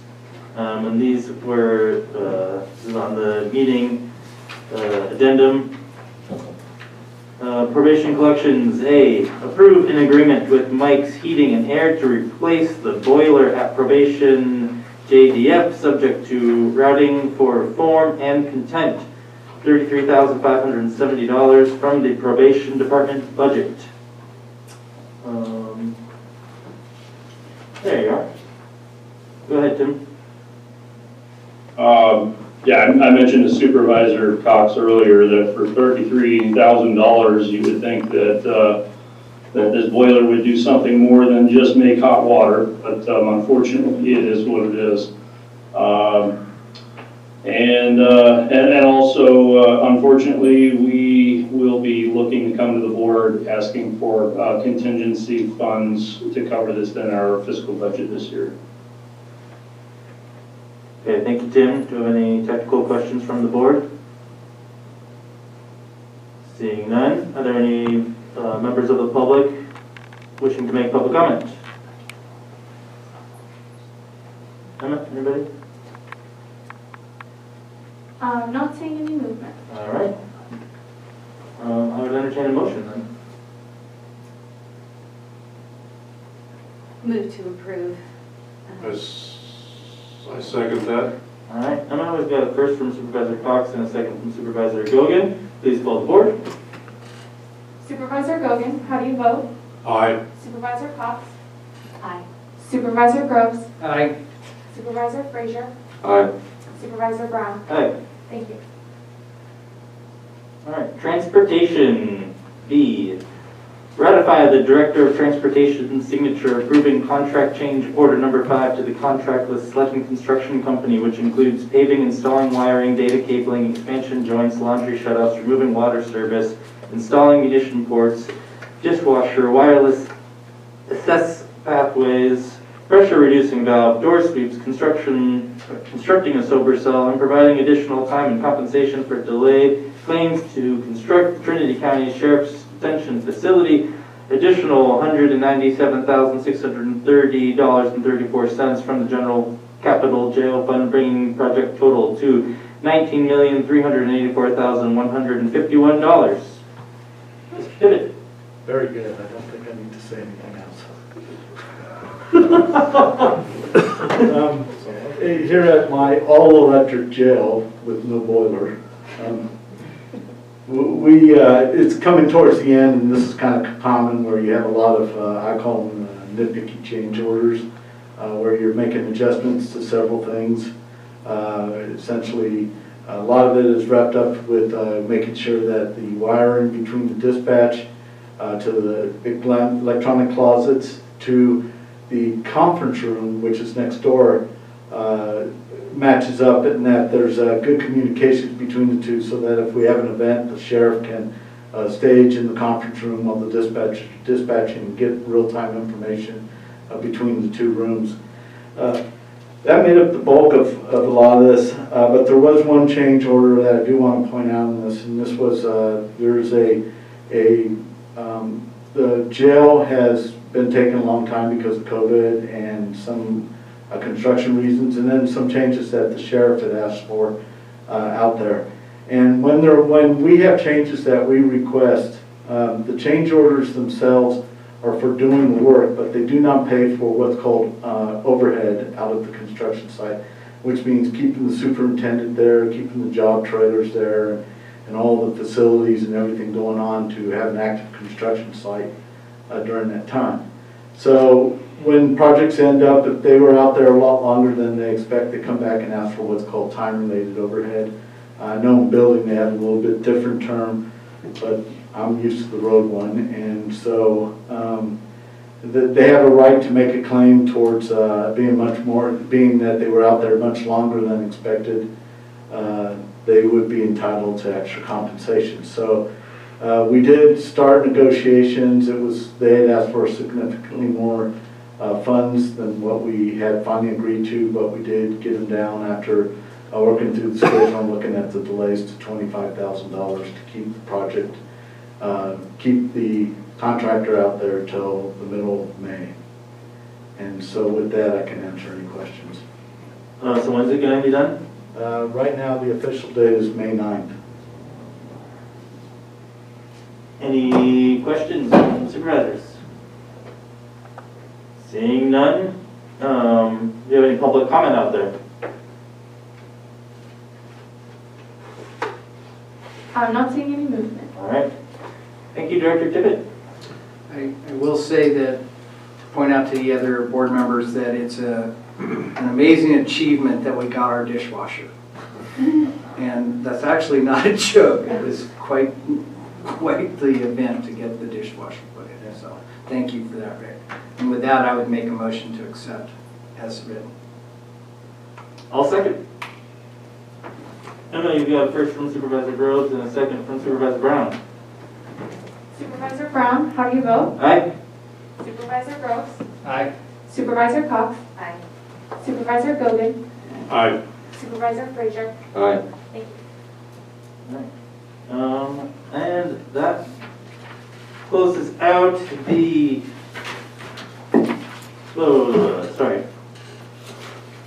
county matters.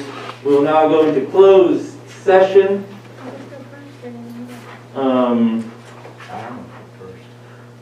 I'm going to change the order of these and put item 6.1 last in the line. So I will start with item 6.2, Government Code Section 54954.5B, Conference of Real Property Negotiators, APN 014-430-75, Agency Negotiator Richard Coons and Rick Tippett, negotiating party to be determined under negotiation, price and terms of payments. Following that, we'll go into 6.3, Government Code Section 54954.5C, Conference of Legal Counsel, Anticipated Litigation, number of cases 1. And after that, we will go into 6.1, Government Code Section 54954.5C, Conference of Legal Counsel, Existing Litigation, number of cases 1. American Cannabis Partners, LLC versus Trinity County, et al., Trinity County Superior Court case number 20CV157. I will be recusing myself from item 6.1, and Vice Chair Frazier will be taking over for that. Thank you very much. Excuse me. Oh, is there any public comment on any of those? I'm not saying anything. We got a member of the public here. Please state your name for the record. Good afternoon, Mr. Chair. Tom Malenko, Douglas City. Also members of the board. I'm not certain that item 6.3 involves the litigation that I filed, but just in case it does, my comment is towards that. I certainly did not intend my first appearance before this board to be in the form of a lawsuit, but I'm a lawyer, so be it. I did want to say that in challenging the final EIR, the reason I filed when I did is due entirely to the very strict timelines imposed by CEQA, which is 30 days after certification of the document. Not because of grand problems. I think there are some certain fundamental flaws in the document that need to be addressed further, and I welcome working with this board. You know, there is litigation now looming. I think that we can come to a resolution probably long before a court could sort out these differences. I intentionally did not seek a preliminary injunction because I think the framework that is outlined is functional and workable, and we are on the right path in terms of we have a final EIR, we have an ordinance that adopts mitigation measures. There are certain mitigation measures and certain ordinance nuances, I think, that need to be addressed. The only aspect that may give rise to me seeking a preliminary injunction would be the one section related to roads. If we start requiring the reconstruction of a lot of existing roads, I think that is a potential nightmare. And so I would wait until that has further discussion. That is really the prime mover behind what I filed. Anyway, I invite conversation. I know you have legal counsel that will inform you. Just so each of you know, I know each of you independently. I've been a lawyer long enough. I know how to compartmentalize conversations. If I see you outside this context, I'm not going to bring up this lawsuit or any other lawsuit I might be related to. However, if in your opinion it's best not to talk to me at all, or your counsel says that, I'm not going to take that personal either. But I am looking forward to us working on some ways around going all the way through the whole litigation dance. And I certainly, as a litigant, invite those to be done publicly, and we can invite interested parties. I know there was some interest for a stakeholders committee. I'm not saying this would be the impetus for that, but I don't mind the discussions we have being done in public, because it does apply to the public. Thank you. Thank you for your comments. With that, we will go into closed session.